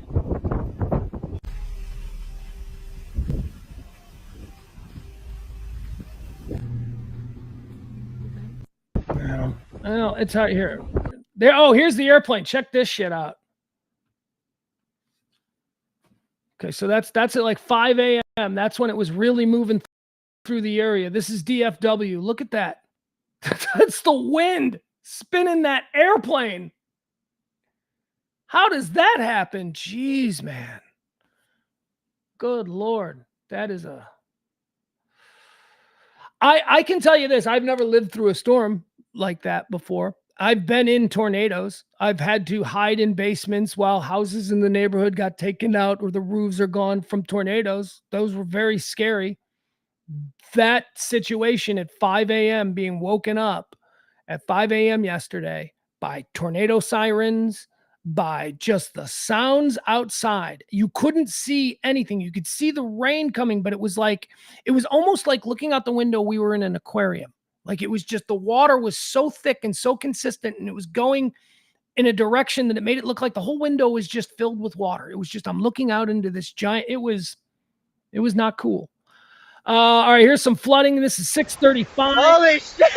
6:35. Just Dallas. Holy shit! Major Dallas Freeway, for those of you who aren't here in Dallas, running through Dallas, Texas, 6:35. Holy shit! Look at that. Holy shit!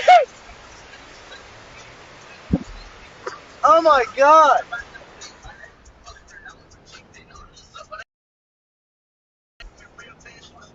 All right, so here's what we had. Just so you know, we had not tornadoes. Good, dodged a bullet there.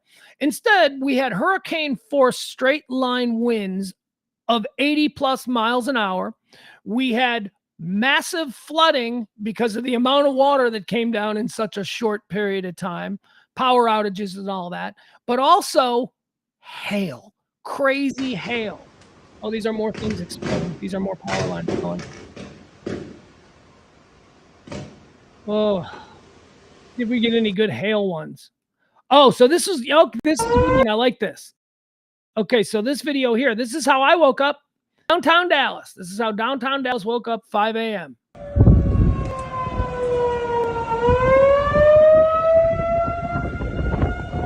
Scary shit. These are all from 5 a.m. as the storm rolled through.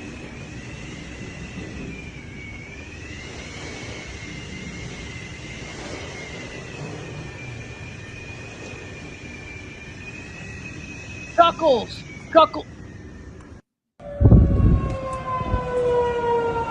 Chuckles still doesn't have power, brother. Oh my God, I'm so sorry, man. Oh, God bless you.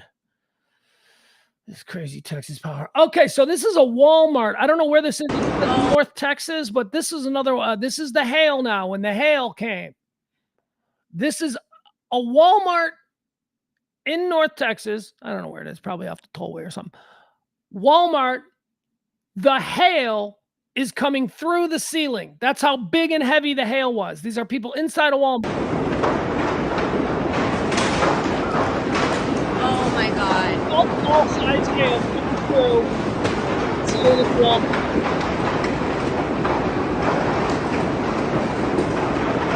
I'm putting this on my insurance claim. What's today? There's... All right.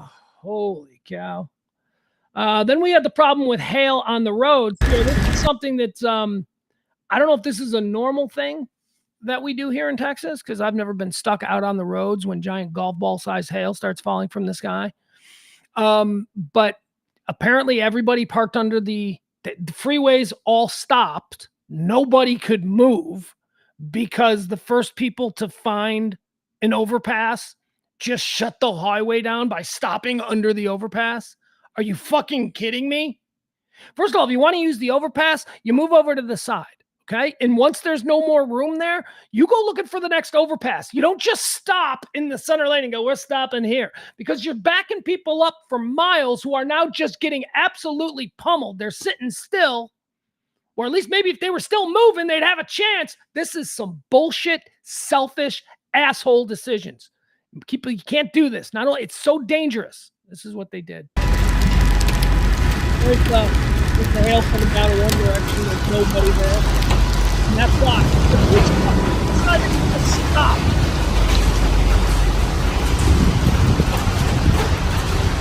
Well, I'm glad you guys are okay. You guys are fine.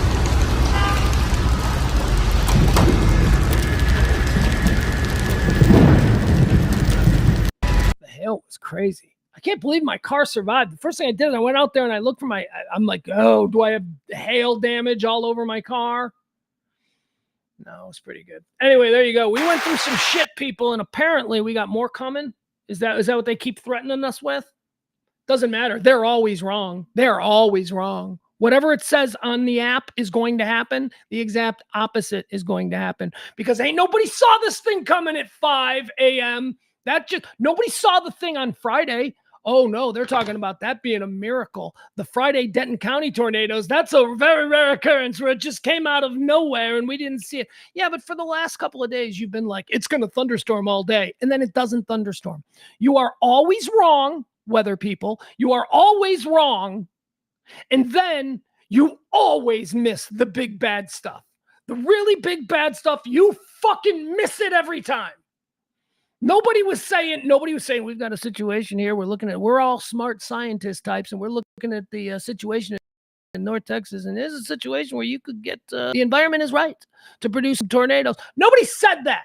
It's all just going to rain a little bit. Don't let it spoil your Memorial Day weekend. And now there's 2 kids that are dead. But me like a fool, I look at my weather app every day and I go, it's gonna rain here. It says thunder showers at 2. By the way, it was supposed to thunderstorm at noon today. Noon today was going to thunderstorm. Let's see what they're saying now. It's all a con, because it's shit that they know they can fool us. Weather is one of those things where we want to believe what fits us best. I'm going to be outside all day today. I really want it to be nice. Oh, good. It says it's nice. It's a manipulation. We're willing to believe it, but none of it is real. It's all just guesswork. All right. According to this, here we go. Here we go. I'm going to let you see this. According to this, 3 p.m. Hold on. See 3 p.m.? See the thunderstorm things? See the rain? See the rain? Okay. 3 p.m. it says it's going to rain. Now, at the end of the show, we should remember to check it again, because I promise you, they will have erased that, and now they'll say it's going to rain at 6, not 3. They're like one of these weird Christian evangelists who keep saying, on May the 15th, the world's going to come to an end. And then the world doesn't come to the end. And then they're like, on June 30th, the world is good. That's what weather guys are. That's essentially what weather guys are. Hate it. So I don't know. I don't know what the weather's supposed to. That's, I guess, how we got to say it. What's the weather supposed to be? I guess that's how you're going to say it, because we don't know. We used to make weathermen the highest paid dudes on local news. Did you know that? Did you know that the weatherman was almost always the highest paid guy? Like in New York, Chicago, Los Angeles, Dallas, whatever, the weather dude. Because he's the one they trust. He's the one that they really... Weather dudes. It's all a big carnival act. All right. So we did that. We did the Trump trial. We got the tornadoes. How are we doing on the Trump trial? 3 hours and 13 minutes this jury has been deliberating. 7 men, 5 women. White House suggests deadly Rafah strike. Oh, we're not going to talk about that. I was like, should we talk about the Rafah strike? All right, let's keep going. Iceland. Iceland is in the news today. Volcanoes erupting. That's cool. That's like Iceland is awesome. I love Iceland. Everybody who knows me knows I love Iceland. I've been there. It's cool. But really all they have to offer us is the occasional volcanic eruption. That's really all they have. And beautiful women, crazy beautiful women. I know that seems weird, right? Like you'd be like, why does Iceland have beautiful women? I don't know. I think it's because they're all like, I think it's because a lot of the people who settled there and like started having families there, a lot of those people are like Swedish bikini team models. Because that's what it looks like. That's that Viking woman thing there in Iceland, the 6-foot tall blonde with blue eyes. Oh my God. And then the other half, then there's another half of them that all look like Bjork. They have the dark hair and they're a little more, I don't know. Iceland, it's got a volcano going off. Breaking news. Youngstown, Ohio yesterday. There was a story last night that came across out of Youngstown, Ohio, which, there's almost never stories that come out of Youngstown, Ohio. But I wanted to show you this one. This is a bank, a Chase Bank in Youngstown, Ohio yesterday just exploded. Natural gas, man. I keep telling you. It's another one of them deals where we pretend, hold on. Let me show you this. So this is a bank. It's a bank in Youngstown, Ohio, and there's apartments on top of it, okay? So here you go. This happened yesterday afternoon. Check this out. There's the bank. Oh, boy, natural gas. Bunch of one person's dead. Dude in the bank died. Boom, there's someone's life ended. Oh, jeez. Boom. There we go. All right, so as I was saying,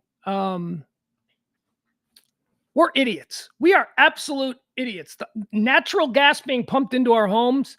Oh, every once in a while it blows up. Yeah, and there doesn't seem to be any rhyme or reason to it. Yet we keep doing it because we figure one building blowing up a year is an acceptable risk and it's probably not going to happen to us. So whatever.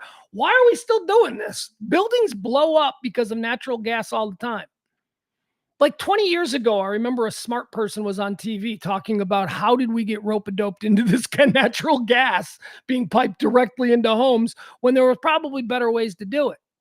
Now, I will tell you as a cook, as someone who likes to cook, as someone who likes to I will only ever prefer cooking on a gas stove. That's so I understand. So maybe if we just natural gas for a stove, maybe that would be okay.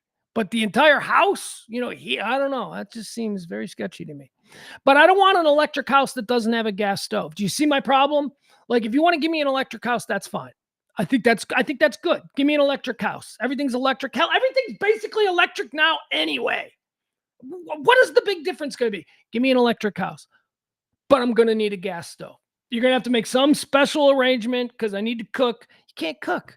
Can't cook on an electric stove. Everyone knows that. Anyone who has ever had to cook using an electric stove knows what a piece of shit instrument an electric stove is to try and cook anything. Oh, you want to saute shit with an electric stove? Really? Nice try. Good luck with that. Good luck with getting the electric burner exactly where you would get that flame if you were just trying to get that perfect little dancing flame for a nice, easy saute without browning butter. Try to do that with an electric stove. Yeah, good luck. Good luck. Pope is in the news. The Pope is apologizing. The Pope sat down with a bunch of cardinals, gave a speech about we got to act better.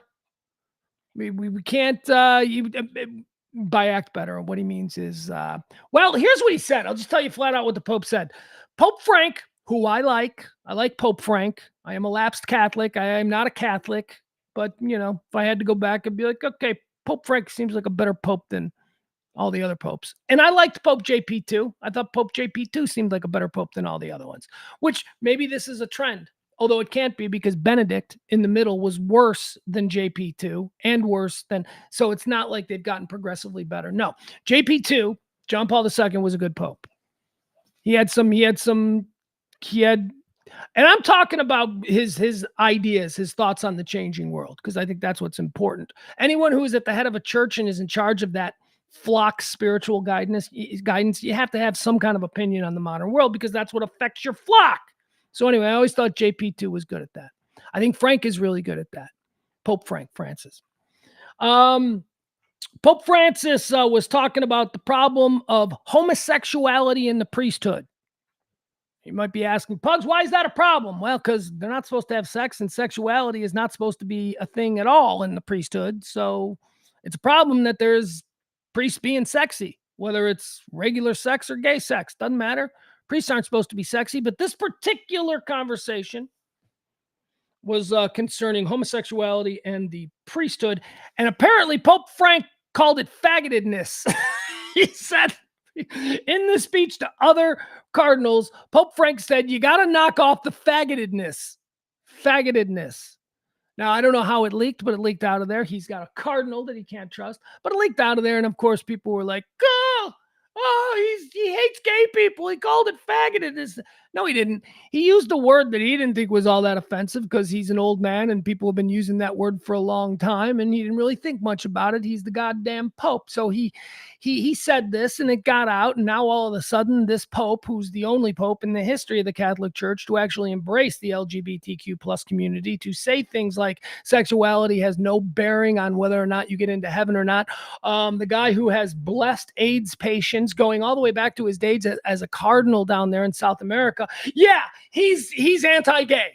You need to come after Pope Frankie because he said faggotedness in a closed door meeting with other cardinals. And he was trying to make the point that, don't be gay. Don't be so obviously gay. Not don't be gay. I said it wrong. Not don't be gay, because as he has stated time over time again, he doesn't believe that has anything to do with one man's piety or the influence of God. It is a human thing. That is this priest's feeling and stated opinion on homosexuality. Doesn't have a problem with it. Thinks the church needs to be more open to it. But he used the word faggotedness, so now everybody's making him say he's sorry. And guess what this dude did? He's saying he's sorry. He's like, yeah, I'm sorry. I didn't realize. Yeah, I used that word and I didn't realize that was offensive, but now I get it. It's offensive. So I'm sorry. So can it be over? Isn't that how it's supposed to go? You said something I didn't like. Well, I'm going to apologize for that because I didn't mean to make you feel this way. And I'm sorry if something I said made you feel this way. Well, I'm not going to accept that. I just want to be... See, no, we got to make it go away, right? He said faggotedness. People got all freaked out about it. He has apologized for it. Can we move on? Thank you. That's enough for the Pope. Let's talk about Graceland. Graceland is back in the news today because it's becoming more and more detailed. What the hell happened here? If you remember, last week, Graceland almost went on the auction block because somebody claimed that Lisa Marie Presley had taken a $3.8 million loan using Graceland as collateral. Lisa Marie Presley died last year, and all of a sudden there's paperwork that shows up in a Memphis Shelby County court saying they're putting a lien on Graceland and that they're owed this much money, and the court just processes it because, it looked all legal and all that stuff.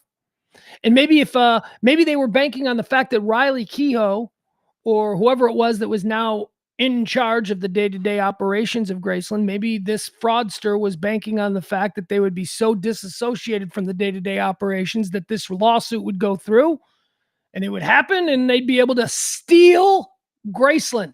This has got to be a movie. Stealing Graceland. This has got to be a movie because as it turns out now, as we're understanding, it was 100% a fraud involving Nigerians, Nigerian emails from people in Nigeria claiming to be bankers and all that. Holy shit. We're getting details now. And by the way, Riley Kehoe was on it. She's like, this ain't real. This is totally not real. And we need to look into it. And the minute they pushed back the Presley estate, pushed back, this house of cards came crashing down. Who plotted to sell Graceland? An identity thief raises his hands. The writer said he was an identity thief, a ringleader on the dark web with a network of worms placed throughout the United States. In an email to the New York Times, he said his ring preyed on the dead, the unsuspecting, and the elderly, especially those from Florida and California, using birth certificates and other documents to discover personal information that aided in their schemes. So they're looking for people who die in those two particular states who have money. And then once they have money, then they decide we can probably... It's not a crazy idea. There's a lot of chaos when a rich person dies. Sometimes rich people die without wills and without heirs and without, and I'm not talking like billionaires, like when my daddy promised me 50% of the holdings. No, I'm talking about like, a dude who's got $10 million in the bank and who dies alone. because he never had kids or anything. And, these people can be preyed on. So thieves saw Lisa Marie Presley come across their dead rolls and they went, wonder if we can do something here. Recently, the writer suggested that the group had turned its attention to a major target, the estate of Lisa Marie Presley, which last week faced a threat that Graceland was about to be foreclosed on and sold by a mysterious company, Nosany Investments. Media outlets often receive unsolicited emails from people who make outlandish claims, but this email arrived Friday in response to one sent by the New York Times to an email address that Nosany had listed in legal filings that were sent to a Tennessee court. So basically, they found at the bottom of this a Jacksonville, Florida-based company named Nosany Investments. All they had for Nosany Investments, and this is, by the way, this was all they had on file at the court in Shelby County where the foreclosure was going through. All they had on Nosany Investments was a Hotmail address. A Hotmail address. A dude claiming outrageous shit and a Hotmail address filed a court to take Graceland away from the Presley family, filed in court, and almost won. He almost won. This came close. We were all watching this story. This was a big story. This is amazing. This is why I want to see this movie, Stealing Graceland. In its email, the Times referred to the company's claim that Mrs. Presley had borrowed $3.8 million using Graceland as collateral. In the response, this is from the company. So the Times said, the New York Times contacted the company and said, did you loan Lisa Marie Presley $3.8 million? And is this why the foreclosure of Graceland is going through? The company, in the response, which came from the Hotmail email address, the writer of that email described the foreclosure effort not as a legitimate attempt to collect on a debt, but a scam. So they're now coming forward to the New York Times going, it's a scam. I'm an internet troll from Nigeria. You're never going to fucking catch me. And ha. Well, not ha, because it didn't work for them. So sorry. But there you have it. It was like the old Nigerian prince thing, except this was like a top tier scam wrapped inside the old Nigerian prince who sends you an email. It's just, all they had to do was see that Lisa Marie Presley died. They saw what she owned. They made up fake documents that said that she had taken a loan out, forged her signature, then used those forged documents and signature to open a foreclosure suit in Shelby County, Tennessee, where Memphis, where Graceland is. Filed that suit using only as a business address for the people claiming. The only way to contact the person filing the suit was a Hotmail address. And it went all the way to Thursday when finally a judge went, I don't think this looks right. This does not. Someone finally asked a question and the whole thing went away. Maybe they were plotting on the Presley family to be a little bit out of it, not really paying attention. Maybe, who knows? But man, what a crazy story that is. Ozempic is in the news. There's a story today going around about Ozempic, and Ozempic is the weight loss drug, right? Everybody loves it. Everybody loves the Ozempic. The weight loss drug has some side effects that they're reporting today. And one of the side effects, and this is so funny, because this isn't a side effect. This is just your new life. This is not a side effect. One of the side effects is that you are having more sex and risky sex. So people who have taken Ozempic for at least a year, this is what it says here in this, people who have taken Ozempic for at least a year are engaging in far more sex and far more risky sex than they ever had before. That's now being called a side effect of Ozempic. That's not a side effect. That's a lifestyle change. You used to be fat and unfuckable, and now you're thin, and suddenly you're having sex with people, and you're doing things sexually that maybe you would have never done because you never had the options. Ozempic. Yeah, that's it. Also gambling. They're saying people are gambling now on Ozempic. Yeah, because now that you're dating, you got to go do things, and gambling is more prevalent than it ever has. So sure. Gambling will be one of the things that you'll do with your new girlfriend that you got because you're not fat anymore because you've been taking Ozempic. That is not a side effect that I think you need to be concerned about. I think what it is an introduction to what your new life will be if you stay on the diet. Although Ozempic's not really a diet, right? I don't know about it. I don't know about it. I ain't taking Ozempic. See, you people, this is the thing. Again, can we go back to talking about credibility? There was a pandemic sweeping the world. We knew that people were dying. Hell, I had 3 friends myself die. And science creates something and says that it's for this. And I'm like, okay, I'll take it because I believe science, because I'm not a doctor and I have to trust other people. Begrudgingly, I'm like, okay, I don't really like to take all kinds of medicines and all that stuff, but I see what's happening in this world. So yeah, give me the fucking jab and I'm going to shut up about it. So I got the jab. I shut up about it. You motherfuckers, you same people, so many of you fat Walmart shoppers, you same people who are going around going, I'm taking no jab from them doctor. You're getting these Ozempic shots now, you fucking fools. We don't know anything about Ozempic. We don't know what 20 years from now Ozempic is going to be. Why is it that you were so studied in the response to what the downside of an untested vaccine could be back then? But now you're all like, I takes my Ozempic. The fuck, man? Don't take any of it. All of this stuff. I like aspirin. I take aspirin and weed. Edibles and aspirin. That's pretty much all you need. Maybe get yourself some vitamins every so often. Or then, maybe if I develop a disease and there is a proven, drug, I'll take that. But all of these people who are like, you can't trust science and I ain't taking the jab and blah, blah, blah. Like 6 months later, they're like, hey, we got Ozempic. They're all like, where do I get in line? Come on, credibility, people. You have none. We have none. Collectively, we're all a bunch of idiots. Not us. I'm talking about the royal us, not us. Us here watching this show, we're interested in discourse. We're interested in being at least up to speed on the topic. So I'm not talking about us, and I think you understand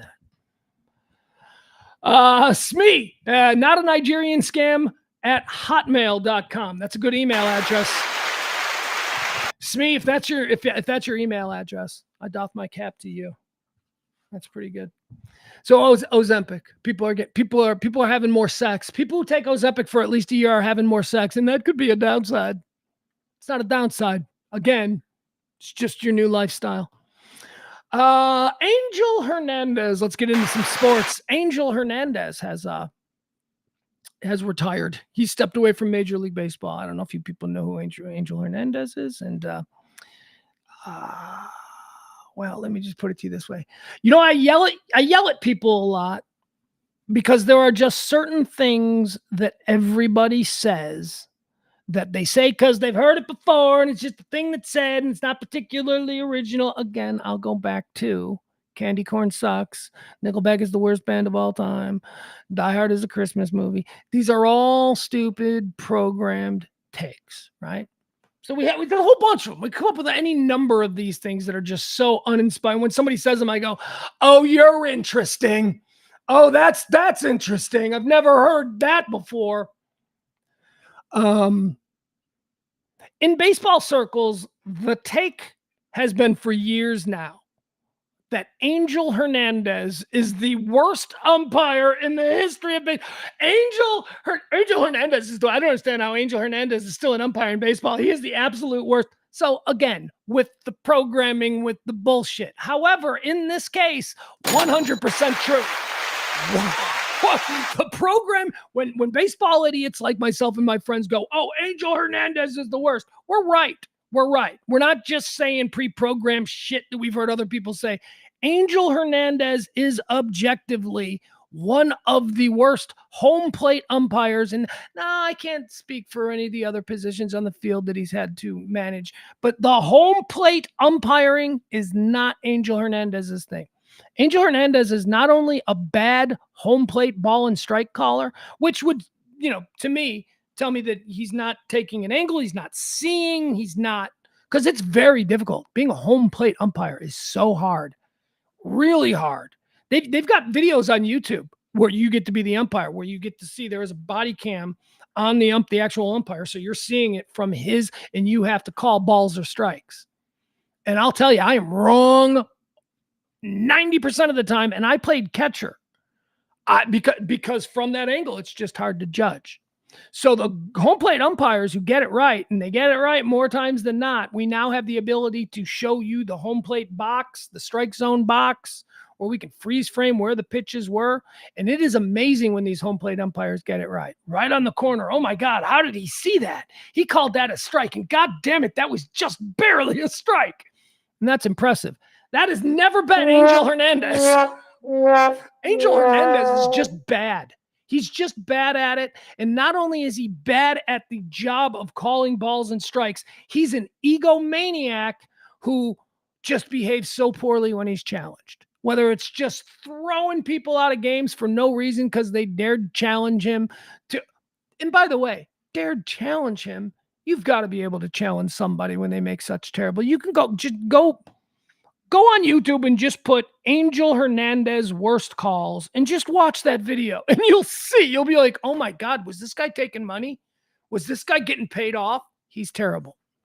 And it's really kind of come to a head of steam this season. He had a couple of very high profile, very bad games this season that got a lot of attention about how bad he was. And so yesterday he retired. Get the fuck out, Angel Hernandez. He's only 62, so he's not old, but it was getting close to, when he needed to retire. And they ran him out. Apparently a big pay settlement.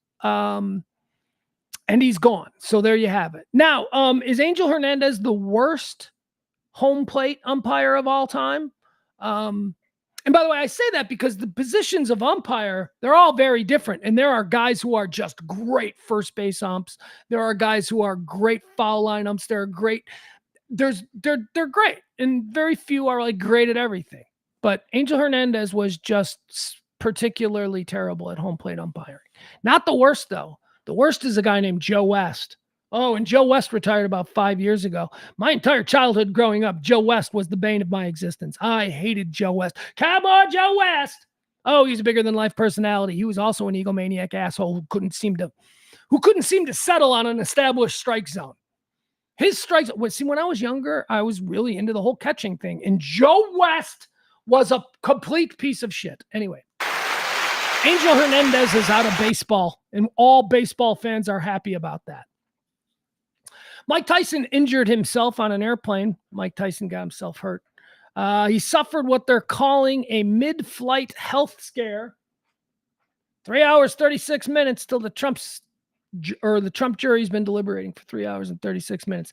How long? They're going to do it today. It's going to be today. It's going to be today. You think these people want to spend one more night? Oh, God, what if it's not? Oh, God. Whatever. 3 hours. I don't know. This isn't long, right, for a jury deliberation? What was expected? I don't know. Anyway, moving on. Mike Tyson suffered a mid-flight health crisis over the holiday weekend, casting doubt over his upcoming fight with Jake Paul. I don't think that fight's going to happen. I'm sorry. I know that I've been talking about it, or they've been talking about it now for months. I don't think that fight's going to, I don't know. There's too much. And now this. Mike Tyson suffered a health scare over the weekend during a flight from Miami to Los Angeles. It comes less than 2 months before his fight with Jake Paul. According to a Monday report from the Mirror, the medical emergency occurred approximately 30 minutes before landing on Sunday evening. Tyson, 57, reportedly experienced dizziness and nausea stemming from an ulcer flare-up. Okay, it's an ulcer. A spokesperson later told the Mirror that Tyson was doing great. Additionally, Tyson has no intention of pulling out of the Jake Paul fight on July 20th of this year in Dallas. All right, there you have it. It's the Tyson stuff. It should be mentioned, it looks like, well, hold on. Wait a second. Let me make sure I have this. Let me see if it has happened yet.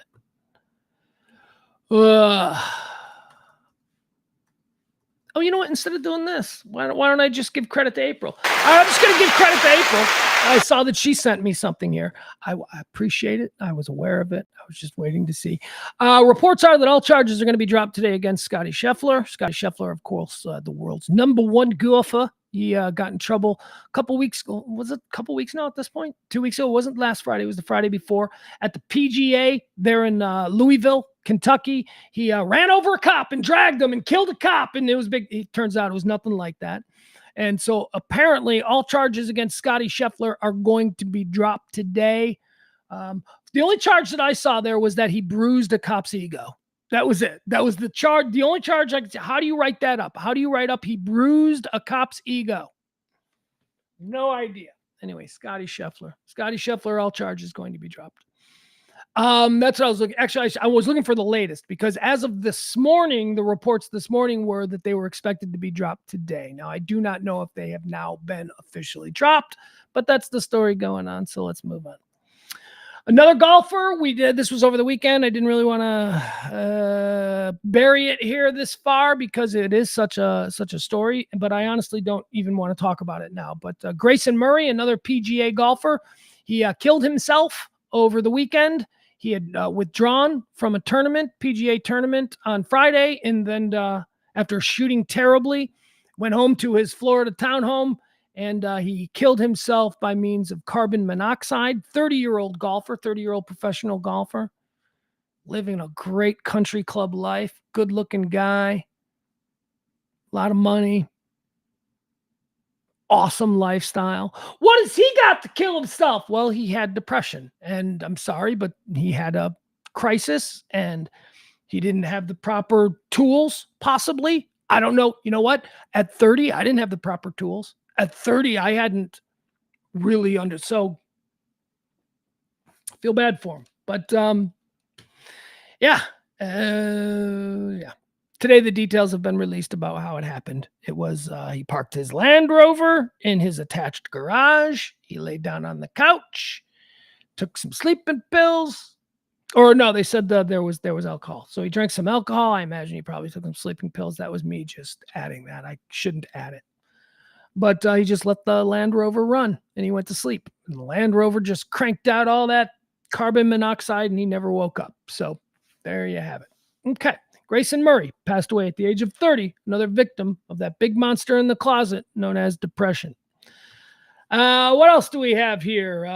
General Hospital guy. Yeah, there's another one. This is another one. Johnny Wachter. I don't know who this dude was. Johnny Wachter from General Hospital. Let's see, who did he play? My mom's a big General Hospital. My mom has seen like every episode of General Hospital ever, I think. Johnny Wachter was shot and killed. Hold on, I want to figure out his name. Some of you might watch General Hospital. I don't know. This might just be from my mom. Best known for appearing in nearly 200 episodes of General Hospital. I don't know what his character was called. He was on Army Wives. So Johnny got his start back in 2007 on the hit Lifetime show Army Wives. Many of Johnny's fans will remember him for his time on General Hospital, where he played Brando Corbin. Oh boy, that's a General Hospital name. Brando Corbin. He was married to drug addict Sasha Corbin in the series. He played the role from 2020 until his character was written off in 2022. Okay, so here's what happened with this guy. So he was parked on the streets of LA. He was walking out of a restaurant. He saw that there were people screwing with his car. They were trying to do something to it, steal it. He walked up to them, and they shot him dead right there on the street. It says that his friend said that he wasn't even trying to stop him. He just walked towards the car as they were doing what they were doing, and they shot him dead. He died there at the scene. General Hospital actor Johnny Wachter shot and killed in an alleged theft gone wrong. Johnny Wachter, an actor best known for appearing in nearly 200 episodes of General Hospital, has died. Wachter was shot and killed in downtown Los Angeles early Saturday morning. Johnny was with a coworker when they saw three men messing with his car. While authorities haven't released his name, this matches the description of an incident where three suspects allegedly tried to steal a catalytic converter. Scarlett says she was told Johnny didn't try to fight or stop them, but the men shot him anyway before taking off. All right, there you have that. And also, we need to mention this one. Bill Walton died. Bill Walton. I love Bill Walton. Big old goof of the NBA. Bill Walton, UCLA legend. part of Coach Wooden's unstoppable UCLA teams back in the day. Portland Trailblazer, right? Won them their first and only NBA title with big gangly Bill Walton. He would then go and play for the Celtics, right? He won another title, I think, with the Celtics. At this point, Walton was like a backup because he was an old veteran, star. But Bill Walton died of cancer. I think he was 77. I'm not entirely sure. I don't even have a Bill Walton thing. I'm just going to talk about Bill Walton extemporaneously. Didn't know he was sick. Loved him. Loved Bill Walton. There is an incredible documentary that is available. I don't know if it's part of the 30 for 30 series, but I think it's called Luckiest Guy in the World or something. And it's just about how Bill Walton lived his life. And if it was time for Bill Walton to die, let Bill Walton die. This is why it's not sand. Anybody who is familiar with Bill Walton and the way he lived his life and the way he greeted each day and the way he treated and honored every interaction with everyone he ever met, he was a weird guy. Oh boy, back in the early days when he was in the NBA, he was the crazy, weird hippie guy, the free love who followed the Grateful Dead around and smoked dope and all of that. You know what? As the dust settled and he grew into an old man, you know what we realized about Bill Walton? He was just a good human being. He was just a really good, decent, fun, silly, caring, loving human being. And because most human beings that are in that world, professional athlete, don't really carry themselves like that. Usually for a guy like Bill Walton, 7 foot tall, intimidation, like Shaq. Think of how Shaq carries himself. I'm a big, dumb, scary guy. That's how Shaq carries himself. It's not how Walton carried himself. Walton was approachable. Walton was loving. Walton was full of... Let me play something for you. Let me play a little Bill Walton. Bill Walton was very good friends with the voice of the Chicago White Sox. No longer. He's now the voice of the Detroit Tigers, and that hurts me to say it. But kid by the name of Jason Benetti, not even a kid. Bill Walton and Benetti are friends because I think they do basketball together. I think that they do play-by-play basketball together during the college season. And Bill Walton was invited to call a baseball game with Jason Benetti. And it was incredible. It was so weird. Here, I'll give you some examples. Actually, maybe I'll just put Bill Walton and Jason Benetti. See what we get. Yeah. Let's see here. Okay, here's Bill Walton at the ballpark. Watch a little bit of this.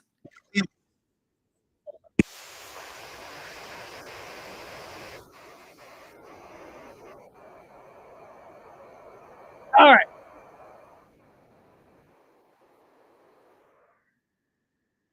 All right, so this is, for some reason, Bill Walton just decided to do a baseball game, a Chicago White Sox game, and this is how it went down. He was terrific. This is just the dude's vibe. So if you're asking me where's he at, he's in heaven, and he was just a good, loving, optimistic, fun dude. Bill Walton died over the weekend. I'm Bill, and this is my great friend, the true giant among us, a brilliant genius, one who's able to create beauty out of darkness. And your name? It's Jason Still. Okay, and so I'm Bill, and we're in California. What more could you ask for? White Sox and Angels at the Diamond in the park. I love timelessness. You're timeless. Well, I've been dead for quite a few years. And we all may be by the end of the night. You're very young. You have no idea what's going to come ahead of you. You have only a general idea what happened yesterday. But today is your day to come out and make this incredible impact on the world and everything. And I am lucky to stand here today. And you figured out a way. There's a base hit. We're on our way. That's your guy, Print James the McCann. Banner. Is that the catcher? It is. I tell you, I'm not a very good catcher. I'm much better at getting high than getting low.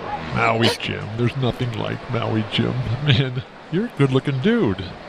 Through that prism. Yeah. Whoa, I love prisms. 4 balls, you get to first. All right, you get the idea. He loves prisms. I love prisms. Bill Walton was a good human being. He was just a good, friendly, nice guy. And I remember reading a thing about him once where they were talking about like why do you carry yourself this way? Why do you always walk up and hug people, and why do you hunch over? Because being 7 foot tall, he was always aware that he naturally intimidated people. And so throughout his life, he didn't want to be someone he's like a gentle giant. He didn't want to scare people. So he has this tendency to like hug you first, and crouch down. That was just his thing. Bill Walton died. He was a nice guy. And he was, by the way, that baseball game where he did there where they were wearing the tie-dye, he was probably tripping. He did a lot of mushrooms. He was probably on mushrooms while calling an entire 9 innings of baseball. And the conversations that he got into with Jason Benetti during that game are just pure Bill Walton. Very, very, very fun guy. I think that's it, folks. We're basically out of stuff. Smee says, I knew his name, but not much about him, but he had the documentary come out and it was fascinating. Yeah, it was. Isn't it called like I'm the luckiest guy in the world or luckiest guy in the world or something like that? His attitude, man. Now, here was what I would say about that attitude. I think that it's easy to have Bill Walton's attitude when you have Bill Walton's money. Bill Walton, he's had money. He's always been able to just be like, don't worry about it, man. I mean, that's a luxury that people with money have. But a lot of people who have money, still, they don't adopt that worldview. And he did, and that's good. So, I don't know. I like Bill Walton. All right, the last thing that I want to talk about here is I want to do a quick film review because we talked about this movie pretty extensively in the ramp up to its release, and then it was released, and then it kind of went nowhere, and then it was over the weekend, I think on Friday or maybe Thursday, it was made available for pay-per-view in the home, and we saw it. I ended up seeing it. And I'm glad I saw it with my 15-year-old son. My 15-year-old son and me watched the highly provocative and very controversial Alex Garland film, Civil War. Civil War, starring Kirsten Dunst, Wagner Moura. By the way, Wagner Moura, if you watch Narcos, he's Pablo Escobar. So in the show Narcos, that awesome actor who played Pablo Escobar, who, if you liked Narcos, you were like, man, that guy who played Pablo Escobar is great. Well, he's the co-star of Civil War. Civil War is the story of America in the not too distant future, probably within, I'd say 6 months to 18 months. It's probably set in the future. It's us. It's a recognizable modern setting. And it's the story of America being thrust into a civil war, and not a civil war with borders, not a civil war where it's the South against the North. No, that was easy because you knew who was on what side. Now, this is an ideological civil war where you don't know who is on what side, or famously in the commercials or the trailers, I should say, for the movie, there's that scene where the great Jesse Plemons takes off his sunglasses and says, well, what kind of American are you? And that's basically the movie's about. It's about your neighbor might be a different kind of American than you. So in the Civil War, you're now fighting with the dude who lives literally across a fence line from you. It ain't as easy as... That's the other thing that I really appreciated about this movie. It wasn't political. There was no political. It wasn't political at all. What Alex Garland attempted to do with this film, Civil War, was show us the reality of what a civil war in 2024 in this country would look like. What a Wednesday in October at 2:00 in the afternoon might look like if there was an actual civil war, because there are a lot of people going, let's take it back. Okay. No water, no food, no trucking, no electricity, no power, no internet, no nothing. For months and months, buildings exploding all over the place. It wasn't political. And it's why I watched it with my 15-year-old. We were both blown away. We were like, wow. I will say this. The first hour, slow. The first hour of Civil War isn't terrible, but it's like you're hoping this thing better pick up. And it does. It does. It picks up. The other thing that I like about it is there is no glorification of violence. Meaning, in a movie like this, in lesser hands than Alex Garland, and Alex Garland is an amazing filmmaker. In lesser hands, there probably would have been a lot of attention to, let's blow shit up. Yeah, okay, take 2. Let's blow the monument again, and we need the bodies flying end over end. And then none of that. It was realistic violence. Nothing was CGI and, oh, did you see the Washington Monument crumble? They didn't do any of that bullshit. What they did instead was show, fuck, I'm talking about a movie. Come here.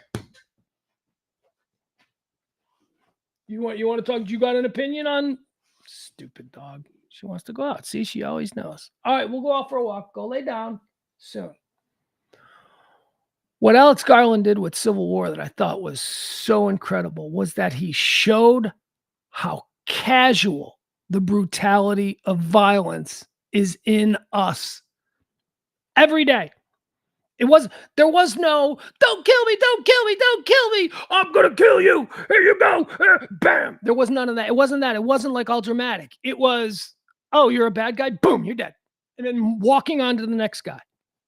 The casual brutality of the way the violence was depicted in Civil War was absolutely bone-chilling and more realistic than probably anything you've seen in Hollywood before. Just bam, you're dead. You're dead. Oh, yeah? A soldier of unknown affiliation is standing there, and there's a group of people, and he's like, where are you from? I'm from Missouri. All right, that's America. Where are you from? And then there's one dude that goes, oh, I was born in Hong Kong. Hong Kong. Boom, just shoots him. Boom, that's China. And he moves on to the next one. Casualty. Ugh, and that's what real violence is. Casual. Just move on from it. None of this Hollywood bullshit. Ah, my arm, save me, doc, save me. None of that bullshit. Just boom, one to the head, you're dead. Another body, step over it. That's what death is. That's what war is. It's casual. You don't give it a second thought. Kill as many as you can. We'll move on. We'll deal with it 20 years later in a bar, drinking. Can't believe what I did back in the war. No. Alex Garland did it in a way that I hadn't really seen before. Kubrick did it. Kubrick did it with Full Metal Jacket. The way that Kubrick did it, but Garland did it as well. I wonder if there was any bit of an ode to Kubrick there. I don't know. I'd have to look into it. Anyway, Civil War. If you've been thinking maybe I want to see it, maybe I didn't. I wasn't going to see it in the movie theater. I thought this is too provocative of something for me to go to a movie theater. I highly recommend it. I thought it was terrific. I think the Battle of Washington, where they actually, where there is a, the movie, I think that was so edge of your seat. Oh, nail biting. I mean, it was the White House, all of it. It was very good. I'm not giving away any spoilers or anything, but I didn't know what to think of it. I thought it was, when it first was announced and when we were talking about, oh, there's this movie coming out, Civil War, I really thought that it was just going to be exploitative. I thought it was going to be an attempt to exploit the current mood, the divisiveness in the country. So I was against it. And I was very upset with Alex Garland. I'm like, I can't believe that our Alex Garland would do this. I had no faith in him. And then I saw the movie and I'm like, I see what he did. He wasn't trying to say, this is a civil war and these are the bad guys and these are the good guys. He wasn't trying to say that. What he was trying to say was, hey, you people want to fucking run your mouths about a civil war? This is what it's going to look like. All right, guys, have fun. And it's going to suck. It's going to really suck. Shit, I'll probably kill myself. I ain't going to want to survive a civil war. It's going to suck. No water, lines for water, people shitting in the streets because the plumbing doesn't work, because they blew up the fucking filtration plant. I mean, it's just unbelievable. It's a good movie. I enjoyed it. I don't know if any of you people saw it. Smee says, let's see here. I think Kirsten Dunst was the worst part of that film. And I think Kirsten Dunst's going to be nominated for an Oscar. So I don't know. We watched the same thing. That's what art is, Smee. That's what art is. You watched it and you saw one thing. I watched it and I saw another thing. What Kirsten Dunst played was a war reporter who had been fucked up for 20 years. And she was having breakdowns and her emotions were completely out of whack. And yeah, no, I thought Kirsten Dunst was great. I mean, I don't know what you mean by the worst part of it. I think the worst part of it was the old man. The fuck? All of a sudden we got this old man. Why is the old man here? No, I thought Kirsten Dunst was great. Really great. Trying to think if there's anybody else who really stood out. No, because it wasn't about the acting. It really wasn't about the characters and the acting. It was about the circumstances.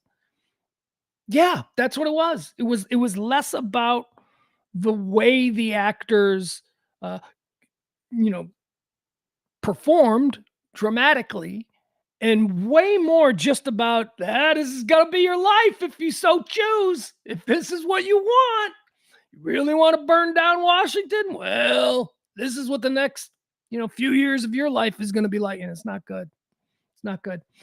Smee then says, but the rest of it was, as you said, provocative. I went into it thinking it would be a Michael Bay homage. So did I, Smee. Exactly. That's what I was worried about. I was worried that it was just going to be a stupid, exploitative cash grab on the part of Hollywood to just try and, leverage all of the divisiveness that we see in this country. That's why I was angry about this movie. I didn't want to see it. I was wrong. I was like, wow, this took me in a completely different place. We never know. We don't get the background as to how the war started. We don't know why the Western forces of Texas and California have joined. We don't know any of that stuff. We don't even really know who the good guys are or the bad guys are. Although the president is portrayed as a authoritarian, dictatorial type guy who has, among other things, basically gotten rid of the Department of Justice and allowed himself to be elected for a third term, despite the Constitution. So he's a president that's gone outside the bounds of what a president is allowed to do. So maybe that has something to do with the Western forces. But then there's the Florida Alliance, which is another group that is waging war against the government of the United States, the Florida Alliance. We don't hear much about them, but other than references to as soon as the Western forces defeat the government of the United States, within a day, the Western forces will be at war with the Florida Alliance. So maybe that's a sequel. I'd watch that. I don't know. It was very intriguing. And I'm glad that I got to watch it with my 15-year-old son. Cause it was one of those deals where you're pausing and you're having conversations about what you're seeing. And you're like, Dad, why is that? Or then, the kid will be like, hey, Dad, you know what I think? And I'm like, pause it. Tell me. I would love to hear what you think. I love hearing my kids' thoughts on these things. What else do we have?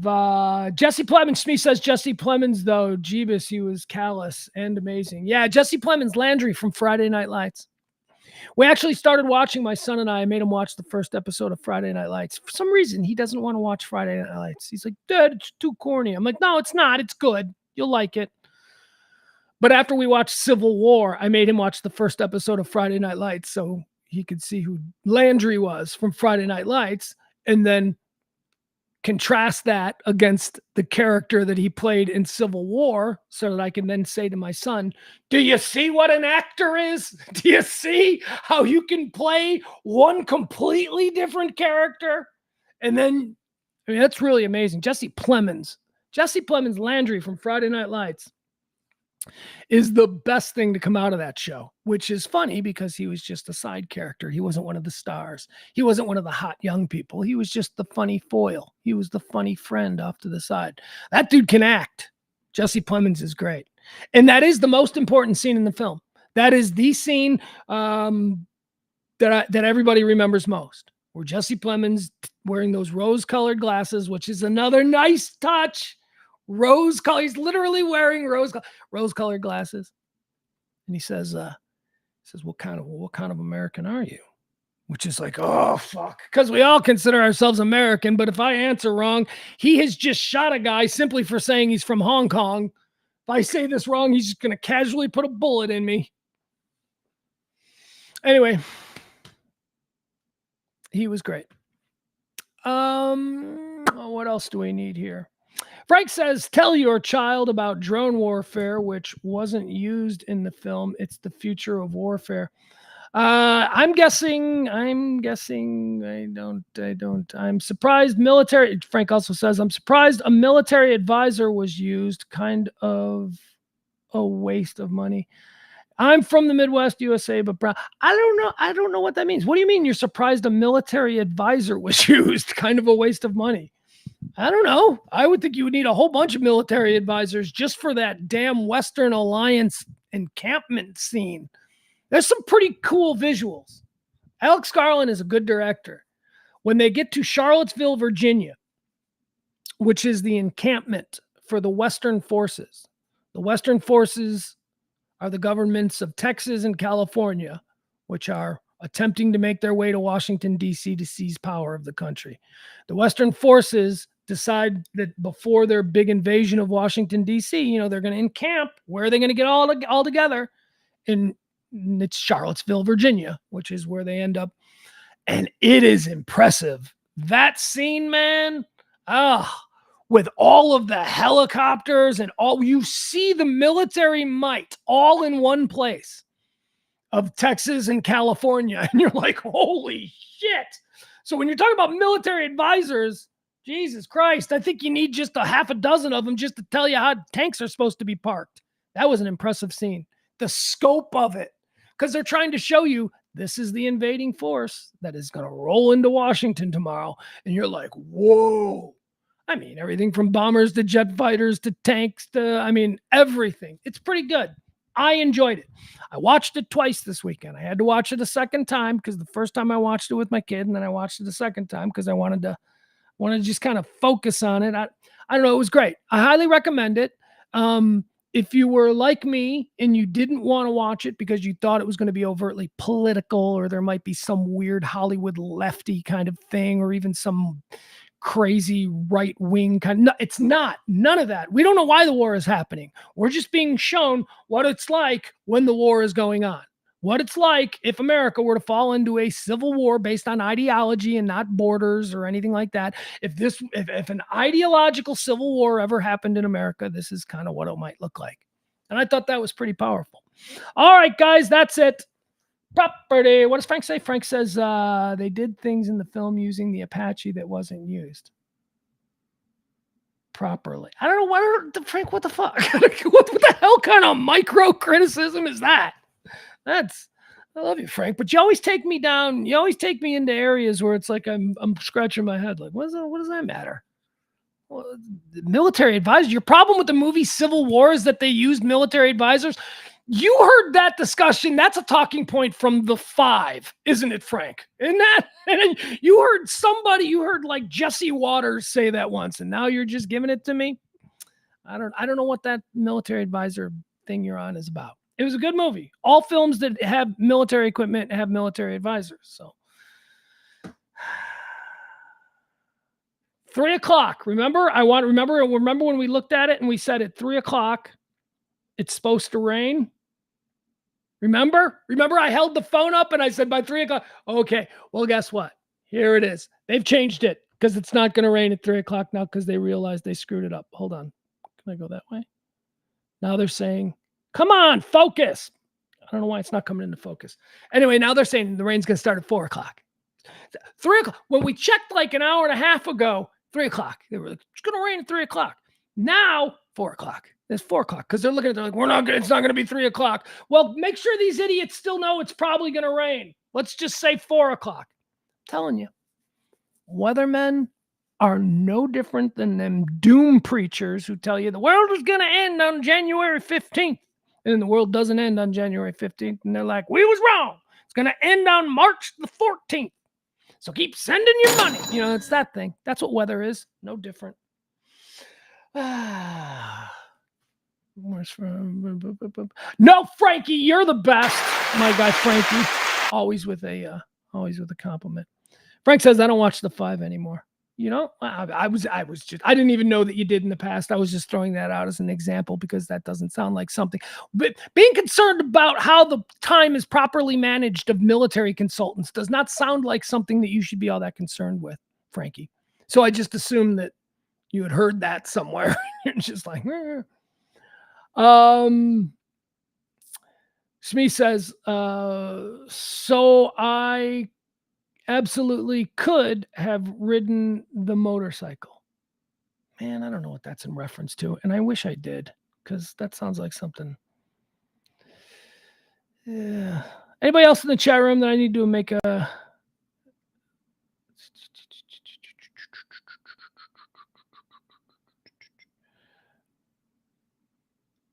So Barney says, so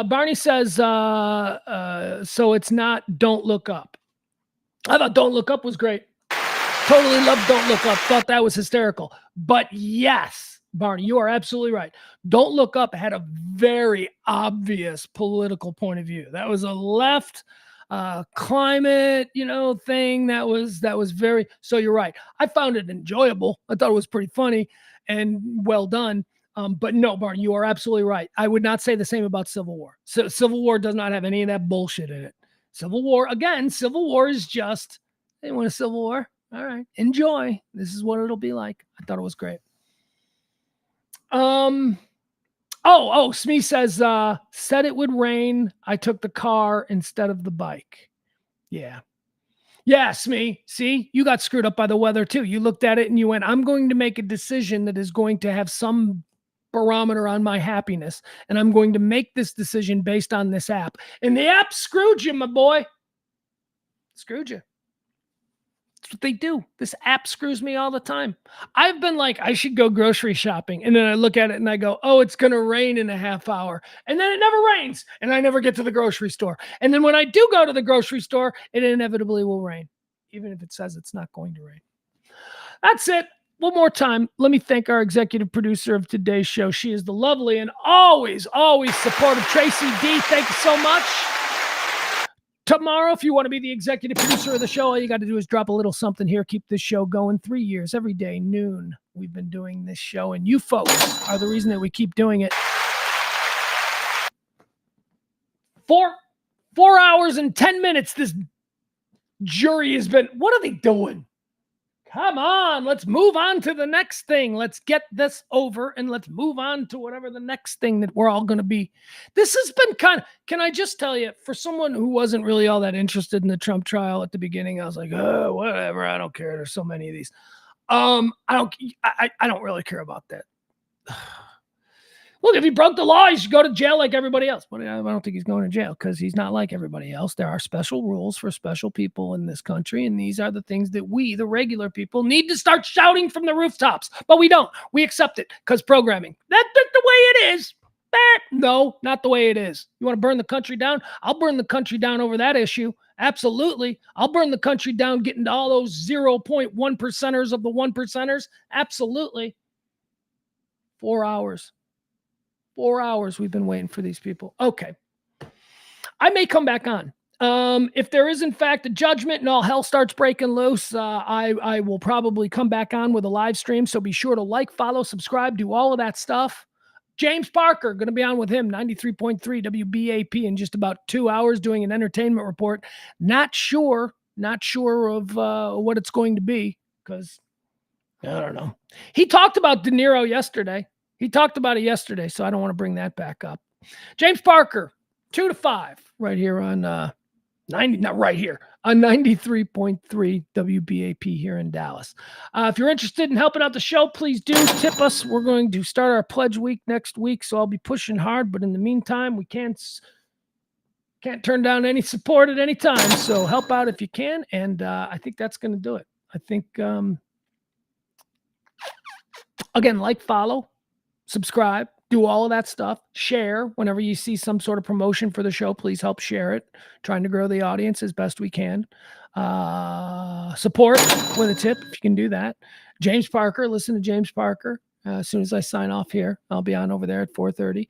And if anything big news, any really big news comes on, I'll jump on and try and cover it live. All right, that's it. I love you guys. We'll see you tomorrow. This has been the High Noon Rant with me, Pugs Moran, on the Radio Misfits Network, radiomisfits.com. Bye, everybody.